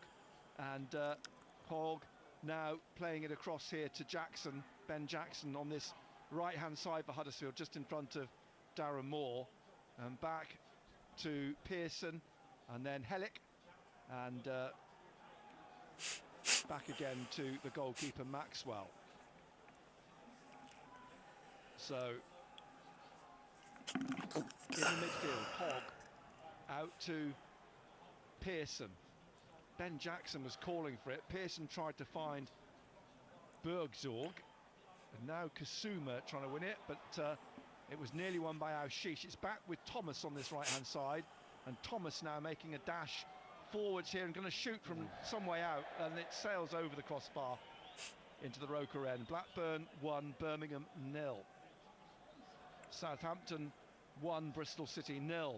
Latest scores around the Championship tonight. There was quite a full programme of Championship matches last night. The other half tonight, as the ball played out to Aushish, and now then to Sealt behind him on the right, inside to Dan Neil. Neil in the centre circle, just threading it through to Jobe, a block though, and it's broken for Karoma here. Huddersfield. He's played it across to Thomas, the overlap from Jackson on the right hand side. Here is Ben Jackson into the penalty area on the right. O'Nien comes in and puts it behind for a corner to Huddersfield Town. I won't be surprised if they take Bellingham off, to be truthful. Maybe try Pritchard in there.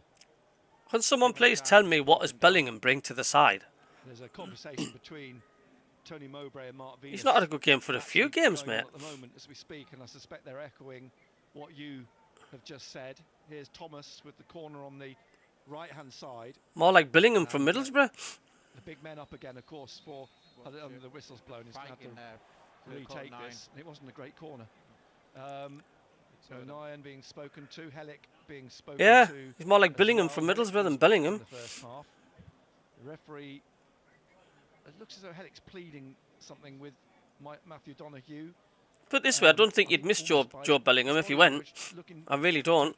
Luke O'Nien of something. Yeah, but Luke O'Nien, be sensible here. You know, the referee's watching you. He is. Be sensible. Don't try to be clever. So Thomas then with this corner from the right. There's plenty of jostling going on in here. And the ball floats up. But if you ask me, Yorkshire Mackham, I think that's quite wrong. One of the Huddersfield centre halves. He's headed it forwards. It's Roberts who hooks it clear from the left of the 6-yard box, right up into the Huddersfield half to the goalkeeper, Chris Maxwell. He's passed it out to Headley, and Hellick, he's right, is still up there. And the ball, Karoma sweeps it into Kasumu. No, that's what I mean. This I mean this game. That's what I mean. This game. Eventually to Thomas. Thomas back to No. If you went off, you wouldn't. Well, you wouldn't even notice. To Thomas, and then inside to Kasumu. Kasumu just keeps it in front of Darren Moore, and now Clark has won it back for Sunderland, trying to get it to Mayenda, but a foot in from Huddersfield, and they get the ball clear, and it's played through here to beat Bergzorg, but out comes Patterson to fall on the ball at the corner of the 6-yard box to smother the ball before Bergzorg could do any damage with it. 1-1, we're in the 53rd minute, and Hume has to tidy up. Bergzorg has gone down injured, and he's picking himself up. Ball played out on the right here and through the middle, then to Hume. I can smell a win. Like I can smell 3 points tonight. I can. Out wide, then to Sealt in. Have a little patience. Huddersfield half. Roberts behind him. Neil again. Clark, man, he annoys me when he does that. Clark. Get ready for the side by Bennett. At the defender, in on his right foot, a block by Kasumu, and Kasumu gets the ball behind him, and it's put out. It's very, very high. I think it's about 96.3. Yeah, Brian Hughes, I was just going to see a Bellingham play, and he's not touched the ball yet. He's non-existent at the minute. Dan Neil drops it to Dan Neil's feet, inside to Joe, back to Luke O'Nien, into the middle to Ballard, and out wide then to Sealt. Inside again to Roberts, and Jobe just behind him, and then across here on the left of central midfield to Hughes. Oh. Still 1-1. Clark down the left-hand side, taking on Jackson. Clark going past him, down to the byline, pulls it back here, but in front of Aushish, it's stabbed away by Lees, and out to O'Nien. Gets a foot on it, but I can smell we're going to score soon. I can smell it. It's in the air. Back to Jackson, looking for Thomas. Jobe gets above him. Is it? On to Aushish. I can smell a goal coming in the air tonight. Centre circle, inside to Jobe, and Jobe out wide on this left-hand side. My octopus tentacles, what I'll be having for tea later. Just holding it for the moment. Now going to take on Jackson. Then if Sunderland lose, then I'm convinced Sunderland are going to be below 15th. I know it's not good, Viper. Ball across here towards Sealt. Head it back across. Straight at the keeper. Head it back across. 1-1 still. Live on BBC Radio Newcastle. With soy Ballard sauce. wins it. Gets it from Karoma. Inside then to Job. Oh, just any local fish fingers, mate. Roberts and Ashish tried to drive one into the box. Yeah, it's very, very chewy and tough. In front of him, and away comes Thomas. Blackburn 2, Said the Birmingham vicar. 0. And Thomas here on the right-hand side, just in the Sunderland half. Get Pritchard. Get Pritchard, says Paul Mellish. Get him on. I think that smell is your sock, says Doug. I don't know. Into the middle to Hellick in the centre circle. Tony Mowbray, get yourself to bed, man. Over his head and out for a throw to Sunderland on the far side. I think He's one of these bosses, isn't he? He's like, I'm here, I'm really, really ill here, but I've got to come into work. He's not one of those warming up. No, he's not. You know, to link something together. He's the link. He'll make things happen. He breaks 3 of his legs. He says, I'll be in today. I'll just keep you a bit of... I'll be fine, lads. I'll be fine. Oh, wait a minute. Is that a bit of the crowd chanting there? I think it is. To Sealt, out to Roberts. Back to Sealt. Sealt now, and O'Nien's calling for it. It's a short pass forwards to Hume, eventually back to Ballard, and then forwards again to Hume. Through the middle to Dan Neil, just touched too much with Hogg getting on his shoulder and managing to intercept the ball. Now Thomas plays it behind him to Jackson. Jackson skips round Ashish, caught by him, and a free kick to Huddersfield Town. We're in the 58th minute. We're still on air. We are just. Which is maybe a minor miracle in itself. Here's Thomas as it plays it through, looking for Bergzorg, but it's won back by Ashish. We're at home, Viper. Ballard has taken this on now up to the halfway line, out wide on the right. He plays it to Ashish, who plays it back again to Sealt, closed down by his fellow Dutchman, Bergzorg. And back to Anthony Patterson, all in yellow. Rolls it out through the centre to Hume. And Kasumu's in front of him. He's in the centre circle now, Hume. And slips it to Dan Neil. And out wide to Job, in front of, or just ahead of Tony Mowbray now. Taking it on Job. Clark wide of him. Clark now running at 2 defenders. And just at the corner of the penalty area, pulls it back to Hume. Hume asked to shoot. Hogg blocks it. Comes out to O'Nien. Switches it to the right to Sealt, back again inside to Hume in the middle, and then wide to Meyenda.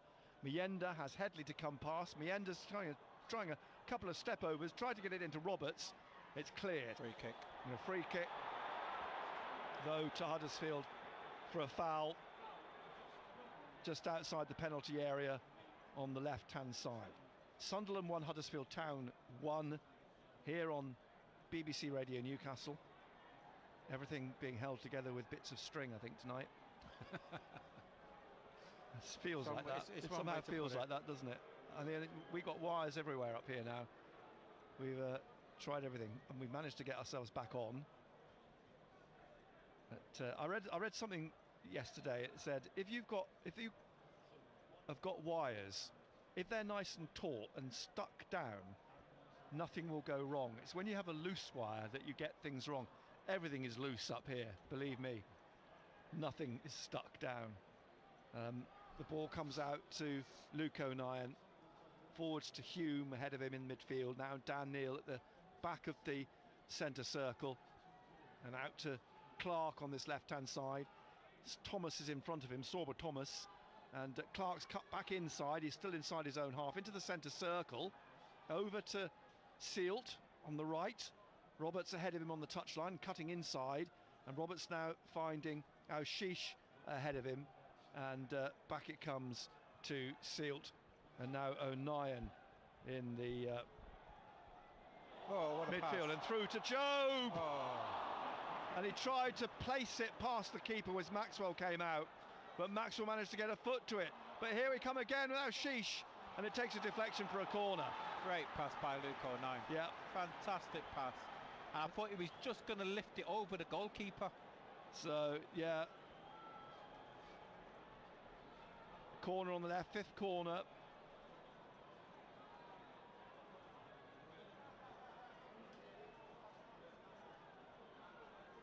Clark will take it. And it's whipped in with the right foot of Clark. And headed behind for another corner. Ballard launched himself at it. One's gone down. And there's a player down, isn't there? Yeah. Clutching his head. 1-1. Helic, is it? Or Lees? Is it Helic? It's one of the centre halves, isn't it? I don't think it's Lees. Lees is just walking away from. I think it's Helic who was caught there. And Clark waits a moment. Helic's back up on his feet. Referee having a word with Hume and Ballard, I think.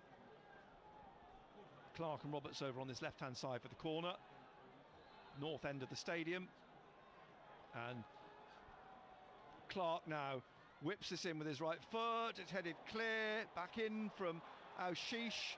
And then cleared again by Bergzorg. And back up to Patterson in the middle of the Sunderland half. An hour played just over. All square, 1-1. Clark on the left. Just inside the Huddersfield half, laying it off behind him to Hume. Hume across to Sealt on the right-hand side. Sealt has Roberts just inside him. He gets it back, Sealt from Roberts, and now back behind him to Roberts on the right in the Huddersfield half. Back into the centre circle to Luke O'Nien. Blackburn 3, Birmingham 0. Here's Jobe out to Clark on the left-hand side. Clark running into the penalty area, trying to slip it into the edge of the 6-yard box and Mayenda, but Hogg gets it clear. Clark wins it back again off Kasumu, gets it away from Hogg, but straight to Headley. And it's passed out now for Karoma to chase, Josh Karoma. And one back by Roberts. And now Aushish. Aushish trying to play it through to Clark, headed down by Hogg and away, only as far as Dan Neal. Neal lays it off to Clark in the penalty area on the left-hand side. He pulls it back here. Jobe about to shoot, blocked by Karoma. Comes to Hume, trying to place this, and just tipped round by Maxwell. Excellent. Great effort. Good effort by Hume. So 1-1 still, another corner for Sunderland. 63 minutes played. Clark, again it's going to be swung in by Jack Clark. Bit of movement in the box now, into the 6-yard box, headed out by Ben Jackson, put back in by Robertson, cleared again out for a throw to Sunderland on the left-hand side, and Jack Clark takes this back to Luke O'Nien. Forwards to Hume. Sorry, I was hungry. Hume in the middle, plays it back into Ballard on the centre spot to Aushish, just on the right of central midfield. Inside again, a couple of yards to Roberts, back to Aushish. I can still smell a goal coming. Forwards again to Hume, and then wide to Sealt. Down the line, it's come back. Well, the ball's gone out. Free kick, in fact, free kick for foul by Mayenda. Hey? Mayenda. 1-1. Sunderland, I can smell it in the air. Huddersfield half on the left-hand side, 65th minute, biting cold wind blowing around the stadium. It doesn't have much of a smell, octopus, actually. And but if it does if you've got a little side dish of crab paste. he's come out all the way now to take the free kick, much to the frustration of Sunderland's players and fans, and you can hear that. Too many of our corners never pass the first man. I know, Jonathan, it's frustrating. And they'll come back for O'Nien to deal with, hooks it away over the head of Headley and played inside to Aushish. He's managed to stab it on for Mayenda. He's kept it Every in. time we're trying to shoot, I pass the ball in, it's just gone straight off a blue shirt. Penalty area, into the box he goes, and with his left he swings it. It's blocked. It comes to Clark. Another block by Kasumu, and it'll go out for another corner. Well done, Mayenda. You have to applaud him for that. He did well there. Keep it in. And Difficult angle to score from, though. It was. Rooney needs to give up managing. It's as simple as that. Corner on the right-hand side for He's not a manager. Sunderland. 66th minute. There we go again, Jonathan. We've just had another corner. Hasn't even got past the first man. And in it comes, low, headed away by Headley. Back in by Aushish. headed again out towards the back of the penalty area. O'Nien got ahead to it. Clark puts it in. Mayenda tried to get it on his left and onto his right. Wayne Rooney needs to stop. And back into the hands. He needs to stop being a manager, Wayne Rooney. He needs to go back to his old job, modelling balaclavas for Marks and Spencers. 1-1 still. Maxwell has it. Kirill Louis-Dreyfus was on the flight from Paris tonight with Razor. Coming back from PSG. Razor was, not necessarily Kirill Louis-Dreyfus. Oh, for... Get a word inside, Razor. Is I give up. making a long run through the middle, and it's dropped for Bergsoff, who scores. Huddersfield are back in front, and it's the Dutchman Delano Bergzorg who's driven it in low into the bottom. Told you it would smell a goal. And in the 67th minute, Huddersfield Town are back in front. You know, and again, we didn't clear it, innit? But what they have done, it's a good strike. It was, and it's, you know, all And we set go up by back- that long run out of defence from Yeah. Headley. And we go back to that again, you know what I mean? Oh, I give up. I give up. How many strikes have we had clean strikes from outside the box or around there? Yeah. Well, the classic counter-attack from Huddersfield. The left wing back. This is awful, like. Sweeping down through the middle, laying it off to the Dutchman, and Bergzorg. I mean, how much possession did we have there out of the ball, and how many chances? Danny Ward coming on. Sorba Thomas, is it coming off? Yeah. Or Karoma's coming off, I think. Danny Ward back from injury. Bergzorg is coming off, actually, the goal scorer. His last touch, scoring a goal. Yeah. Huddersfield making the changes now as well, yeah. Who else is coming on here? Was it 2 changes being made? It looks like, who was the other one? Diarra. Is it Brahima Diarra on, was he? Do you know who went off for Diarra? Bergzorg went off and Sorba. Thomas went off, didn't he? Yeah, that was the other change. No, Sorba Thomas is still on. Was he still on? So this one is, I'll tell you who it is. It's Josh Corona. Consius getting 3 goals. You said you could smell a goal coming. I did. I don't think anybody in the stadium could smell it from Huddersfield. That would make sense. So that's the 2 changes made by Darren Moore, with his team now leading 2-1. Oh dear. And Sunderland having to do it all again.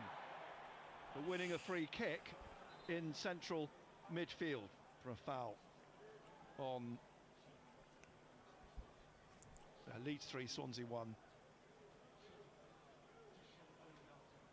Who was it? Was not. Was it Dan Neal? Clutching his arm, I think. Yeah. Taxi for Tony. How Sealt, Job and Roberts are still on the pitch is absolutely shambolic, according to some Sunderland fans.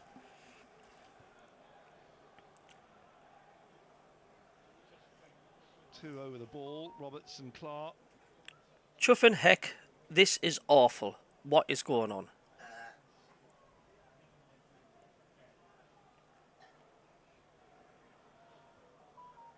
Referee just stepping to the right of them. The line of defenders being held 18 yards out. And Sunderland 2-1 down with 20 minutes or so left. Clark chips it into the box. It's headed away. We're not going to win. And it's a break away on that far side to the touchline. And I think it was Danny Ward trying to break. Promotion out of the window now. I don't know what you guys think, but a Sunderland throw. In comes Roberts, cuts it back to Clark in the middle. Down the right to Roberts again. The overlap from it's Sealt. worrying though if we lose this tonight though. There's no excuse. But, headed away by Hogg, and then there's a foul by Job in the middle of the Huddersfield half. You need something different, Nicholas. As we're putting balls in the box. Who's going to win them in the air? Yeah. Seriously. Maxwell, the keepers. Oh, Pridey's coming back now. A lot of people are starting to say Tony Mowbray out, you know, on Twitter. Well, you're a mid-table team, says Doug. That's where he's been. Yeah. Warming his toes. That's what he has. Yeah. As the ball out for a throw to... A lot of people are saying, oh, 09, it's time for you to leave the club. You're just not cutting it. I mean, is this overreaction from the fans? Hume takes the throw back to 09, back to Anthony Patterson. They should have made this substitution 10, 15 minutes ago. Well, they've not made any changes yet. They're going to bring Pritchard on. And it's going to be Barr who's going to come on. And I think Pritchard's going to come on, I think. Oh, they need to make changes, don't they? And, yeah, I think... Oh, is it Pritchard? Is it not Dak? I can't... Who's it leaning over? It's Hemir. Good song by Phil Collins, that. Hemir, is it? He must have had his hair... Barr. Well, Barr's definitely come. Barr's one of them. It looks like the number... Mowbray's never had a plan B, Jonathan. I'm beginning to think that. Is it Burstow? Is it 9? Or it looks like Hamir's had a haircut. Just the reflection on the perspex at the moment is just blocking the number as Clark's trying to jinx his way in. He plays the ball back here to 09, then Clark forwards, then back again. Pritchard's coming on. There's going to be 4 changes. Dak, Pritchard, Barr, and I think Hamir are the 4 that are going to come on by the looks of things. Here is Roberts, who tried a shot. It is Hamir. He's had a drastic haircut. So, ball back with O'Nien. And then out wide to Sealt. Oh, we're at home again on Saturday, or not? The ball given away. As the substitutes ready themselves up, ready themselves to come on. No. And ball lost by Headley. It's just a brick wall of blue. Every time Sunderland try and get a cross in, every time Sunderland try to get a shot in, it's just hitting a wall all the time. And it will come out here on the far side to Diarra. So if you thought Huddersfield were content and getting everybody behind the ball going for a point, to Sunderland. That's what you call putting your body on the line. So now Cometa. the substitutions be made. Yeah. First is Job. And Dark is his replacement.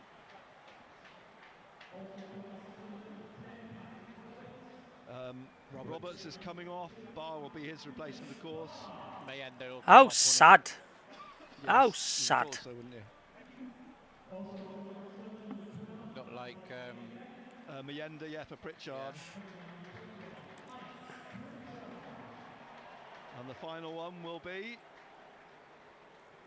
who? Sheesh. Oh, Sheesh. Yeah.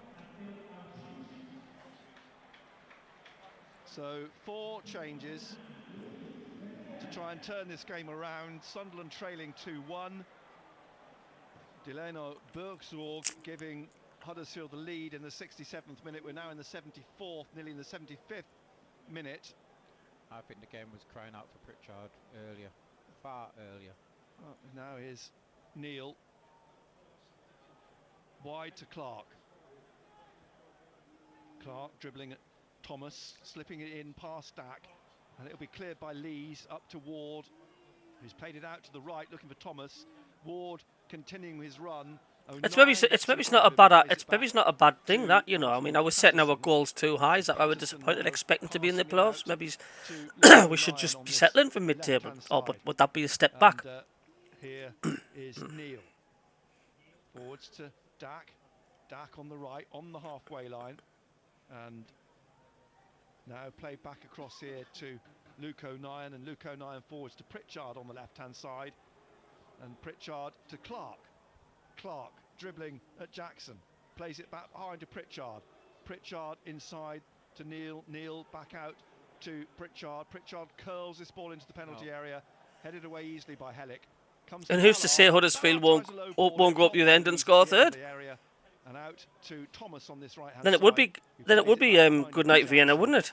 And then up towards the halfway line, off the chest of Luke O'Nien, down to Dan Neil, inside then to Trey Hume. Hume to Bradley Dack, and Dack swinging it wide, looking for Barr. Barr brings it down in front of Headley, cutting inside now Abdaloo Barr, and plays it back behind him to Hume. And It's just been on my channel seeing that. Barr again, and he's trying to cut into the middle, finds Neil, and Neil then out wide again to Hume, back inside to Dan Neil, and Dan Neil back here to Ballard. Ballard then to O'Nien. Shots are 17-18 and we're losing. That just shows you it's what goes between the sticks that counts, isn't it, Doug? Too many blue and white shirts ahead of them, but they're keeping Danny Ward up. So Ballard has to stand back in the centre circle. Barr behind him, and the ball lifted up high, drops in the penalty area from Dan Neil on the left now for Clark. And Clark trying to, well, he's fouled, was he, by Jackson? The referee says yes. Free kick on the left side of the... It's going to get to a stage, isn't it, where we'll be happy with a point if it's 2-2. If we get an equaliser in the 99th minute, we'll be pleased. Free kick by the looks of things.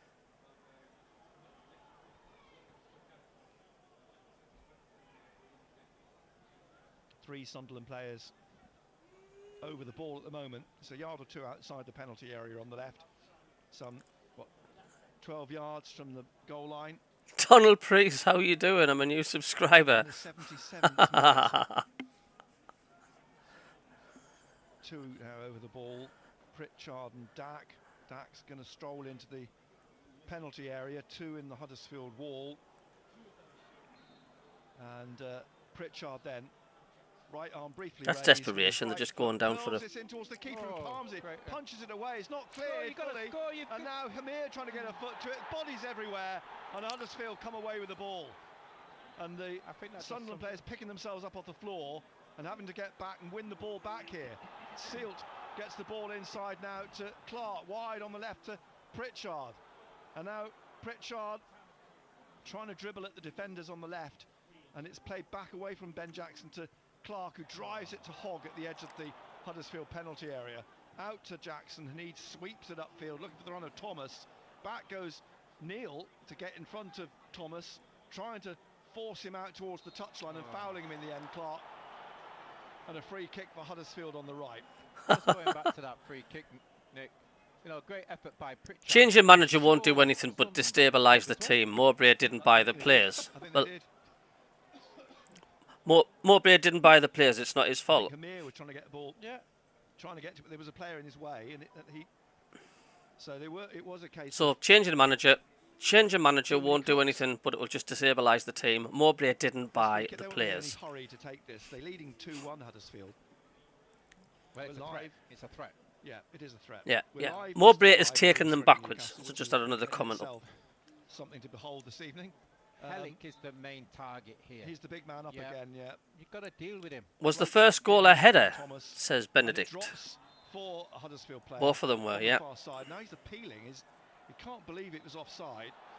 And now Ballard's trying to drag the Huddersfield player up, and he's lying on his back. The ball's thrown in the air in frustration by Ballard.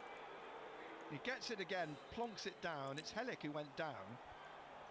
Finally gets to his feet, the pole, and runs back up towards the halfway line. At the end of the day, they'll take their time. They'll do every trick in the book. Stewart got 11. Ballard just spoken to by the referee. And Clark having a word with the fourth official as well. So there's obviously a little bit of frustration bubbling up.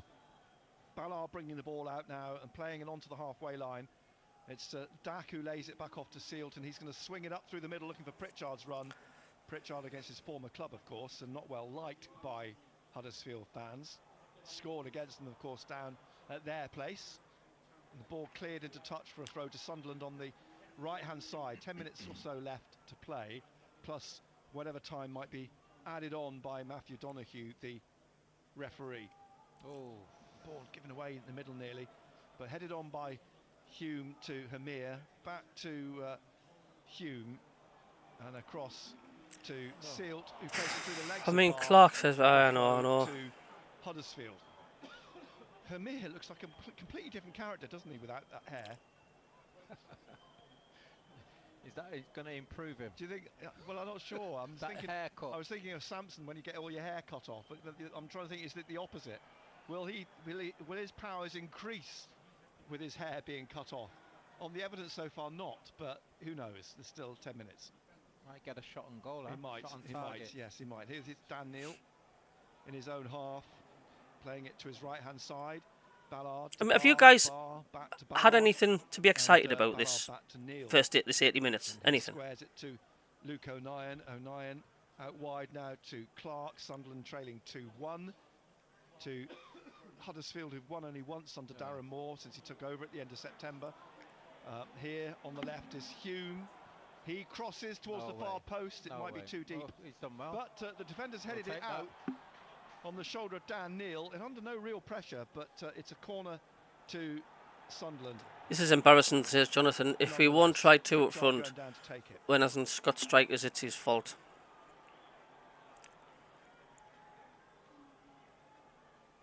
Birmingham fighting back. Blackburn 3, Birmingham 2. So Pritchard from the right-hand side here now. Plenty of bodies in the box. Neil back up on the edge of the centre circle to counter the counter-attack. Pritchard from the right swings this in. Up goes Sealt, heads it back down and out to Clark. And he just couldn't quite control it quickly enough. And he's closed down by Danny Ward and forced Clark wide. And Clark's trying to come past him now onto his right foot in the area, but he plays it across the bar. What's going to happen here? We've got that much possession. Comes back to Dan Neil, and he switches it across to the left, looking for Hume, who has to get there ahead of Thomas, who got the first touch, and he does, and plays it back onto the halfway line to Dan Neil, and Neil forwards to Luke O'Nien. Across now to Sealt, and Sealt down the right to Barr. This is a carbon copy of the 20 minutes ago. We've got the ball all over the place. Huddersfield will get the ball, break, get a third. And then playing it back into the middle to Dan Neil. He plays it to Jack Clark on the left of central midfield. Plays it back to Barr. Just sit back and wait for the break. Sealt now, behind him is Neil, and squared to Luke O'Nien. Burstow's going to come on. Here's Clark to the edge of the area on the corner. I did indeed, Doug. In the middle to Pritchard, who shoots with his right. It's blocked by the head of Hellick. Comes out here now to Neil, and now Sealt putting it back in the box, looking for Ballard, and it's come out a push by Ballard, and a free kick to Huddersfield Town. Burstow will be the final throw of the die. Take it, defender off. And it's for Sealt, you're right. So 84th minute, Burstow bursts on. Oh no. Bad news is Bird's toes coming on. We still on? We Giving are. away pointless free kicks now, I know. That's good, isn't it? Is it? Perhaps not. If our line drops out again, I'll be thinking sabotage this time now. Yes. If anybody thinks we're going to get 3 points tonight, I would seriously phone the doctors and get a repeat prescription. It's a throw to Sunderland on the left-hand side. Neil fumbled the ball quick with the ball, threw it back to him. You know, the thing is, you know, we talked Well, you about were. Nick before. You know, when we said, yeah, you talk about Huddersfield record, and I said, Here we go. sure Here comes a third. You're not the one. Yeah, you did. And here's a possible breakaway by Huddersfield. Ward won it in the middle. He's found Thomas at the edge of the area into the box. The thing is, though, these are poor Huddersfield. They're not the best, are they? That was slightly worrying, and of course, the issue now is if Sunderland go chasing the equaliser, they're going to leave the back door open, aren't they? Yeah.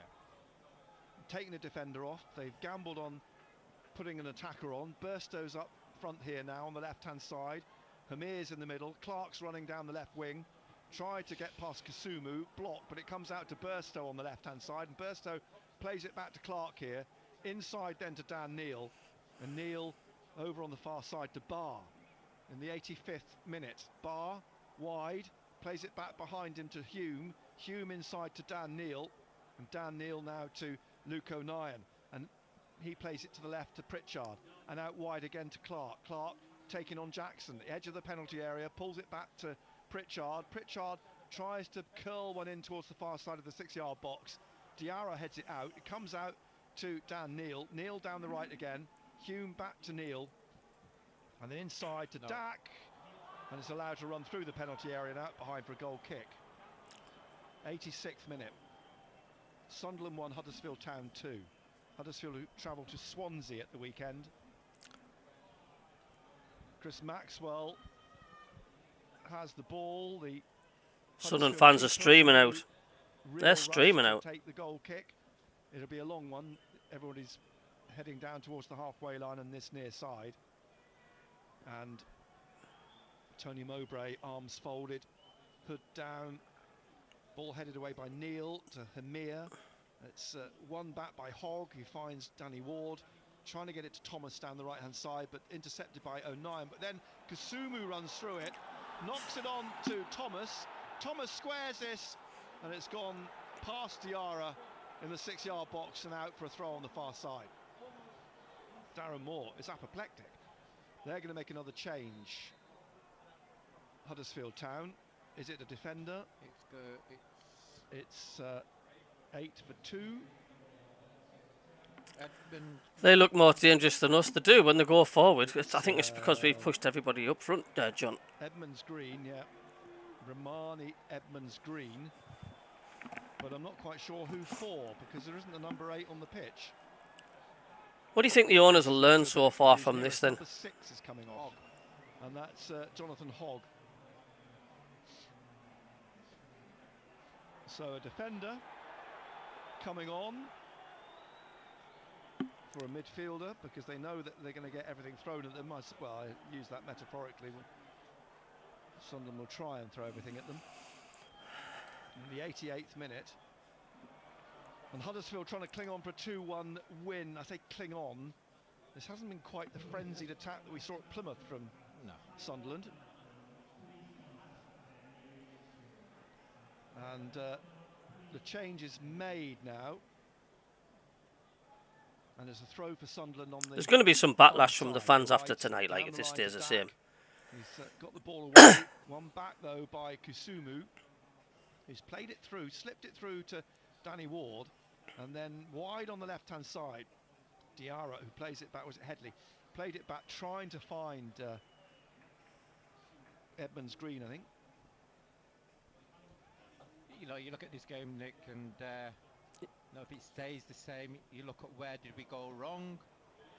Did we create enough? Well, Dax had to clear from his own penalty area out to Clark.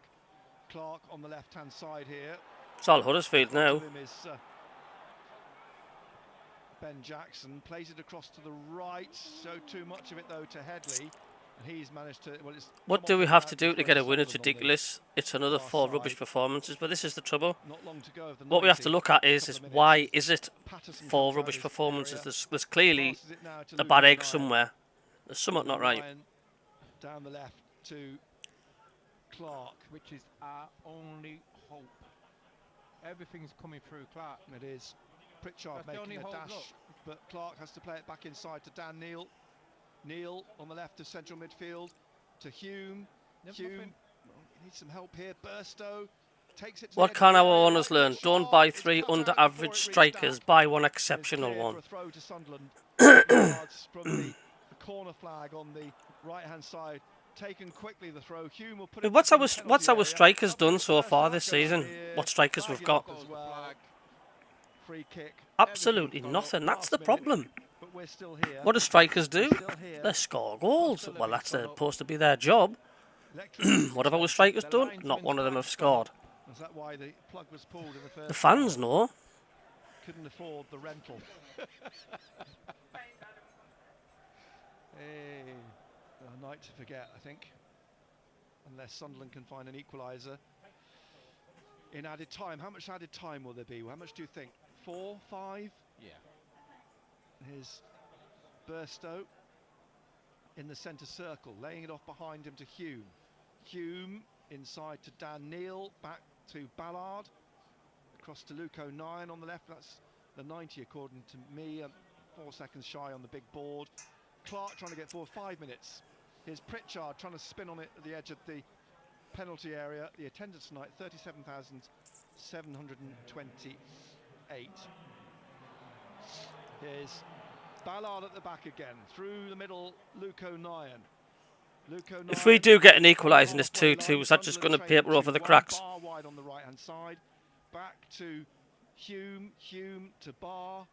Hume, of course, is now the third centre-back. Here's Hume on the right-hand side. Tony Mowbray in conversation with the fourth official. O'Nien drills the ball out to the left here, looking for Clark. Clark halfway inside the Huddersfield half, dribbling at the defenders. Across the back of the penalty area again. Now onto his left, onto his right. Plays it back to Pritchard. Then down the left of the penalty area to Dan Neil. Neil back to Clark. Clark trying to get in on the corner of the penalty area. And he can't, so he plays it back into the middle to Hume. Hume to Barr at the other corner of the penalty area. He's going to try and come in here again, forced out, and Kasumu clears. There's a chase for Danny Ward. O'Nien gets his foot round the ball and finds Hume, and down the right to Barr. We're in the second minute of the 5 being added on, and Barr out to Hume, wide.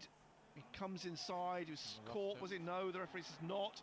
And the ball goes out for a throw to Sunderland on the right on halfway. We need to still be playing this time next week for the score. Need a more balanced team. Too many youngsters. A lot of people are saying that, you know, too many kids in the side. In his own half, having to bring this forwards for Sunderland. And he plays it to Hume. Hume down the touchline to Barr. Barr back to Hume, inside to Pritchard. Pritchard, right side of the centre circle. Swings it over on the left to Jack Clark. Clark running at the defender. Edmonds Green. He's in.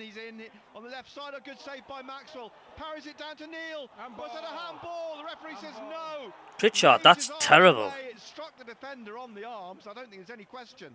Pritchard puts it back in and it's gone wide for a goal kick. Ballard's having a word with the referee. Big appeal for handball. I think it did strike his hand, but I think he's deemed it accidental. VAR. VAR? We haven't got VAR. 2 VAR for us. So 2.5 minutes played, 2.5 minutes left, less than that now. Huddersfield still leading 2-1. They will, as you always say, get another chance, I'm sure. But here's Danny Ward trying to win it, but Hume gets it ahead of Ward.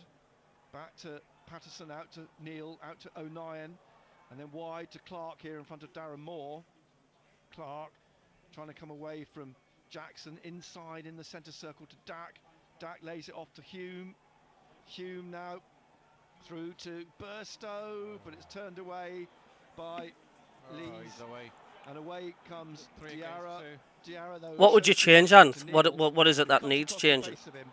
And Neil comes away with the ball on the right-hand side. And we've got 1.5 minutes left to play. Dack inside to Dan Neil again. Into Pritchard. Pritchard now in the middle, just in front of the centre circle. To Neil. Dack's up, Ballard's up, Hamir's up. There's plenty of height there. The ball floated in now. Up goes Ballard over his head. He's claiming the corner. The referee points for a goal kick. And we now have 1 minute and 3 seconds left. And the fans starting to leave. Their belief has ebbed away. Sunderland trailing 2-1. The Huddersfield fans, you can hear singing high up in the north stand away to Do not deserve to lose this, says Jamie Jolly. This is a night Tony Mowbray. Unfortunately, if they've scored 2 goals, they've scored 1. They deserve to win. They've did the job. They've scored twice. We couldn't score twice. And a Huddersfield free kick on the right wing here, halfway inside the Sunderland half. Blackburn 4, Birmingham 2, and a yellow card for Jack Clark. Frustration. Yes. Not long left now. And it's Sheffield Wednesday 1, Leicester City 1. Short tap to Thomas by Jackson, and now forwards to an offside Ward. He won't care. Ball runs away. Ward walks away. O'Nien takes the free kick. That's it, full time. That's. The 6th minute of there's going to be a backlash tonight, like. It's all over. You can hear the boos from the Sunderland fans. Quite understandable. It's not been a great night. It's not been a good game. They were frustrating in the first half. They were frustrated in the second half. And Bergzorg, the makeshift interim striker for Huddersfield Town, has wrapped up all 3 points for Darren Moore's team. Yeah, and Nick, you know, if you don't start the game right, it becomes a difficult game. You know, and all of a sudden, you know, we talked about Huddersfield growing with a little bit of confidence, but we know what their strengths are. Their strengths are set pieces. That's the way you're going to get, you know, they're not going to, shall we say, outplay Sunderland. But saying that, yes, you look at Sunderland, we've had a lot of possession of the ball. We say that every week. But what is the end product? And you're thinking, yeah, we went. Cheers for the stream, guys. See you Saturday. He was getting frustrated. There was no way in for him, but that was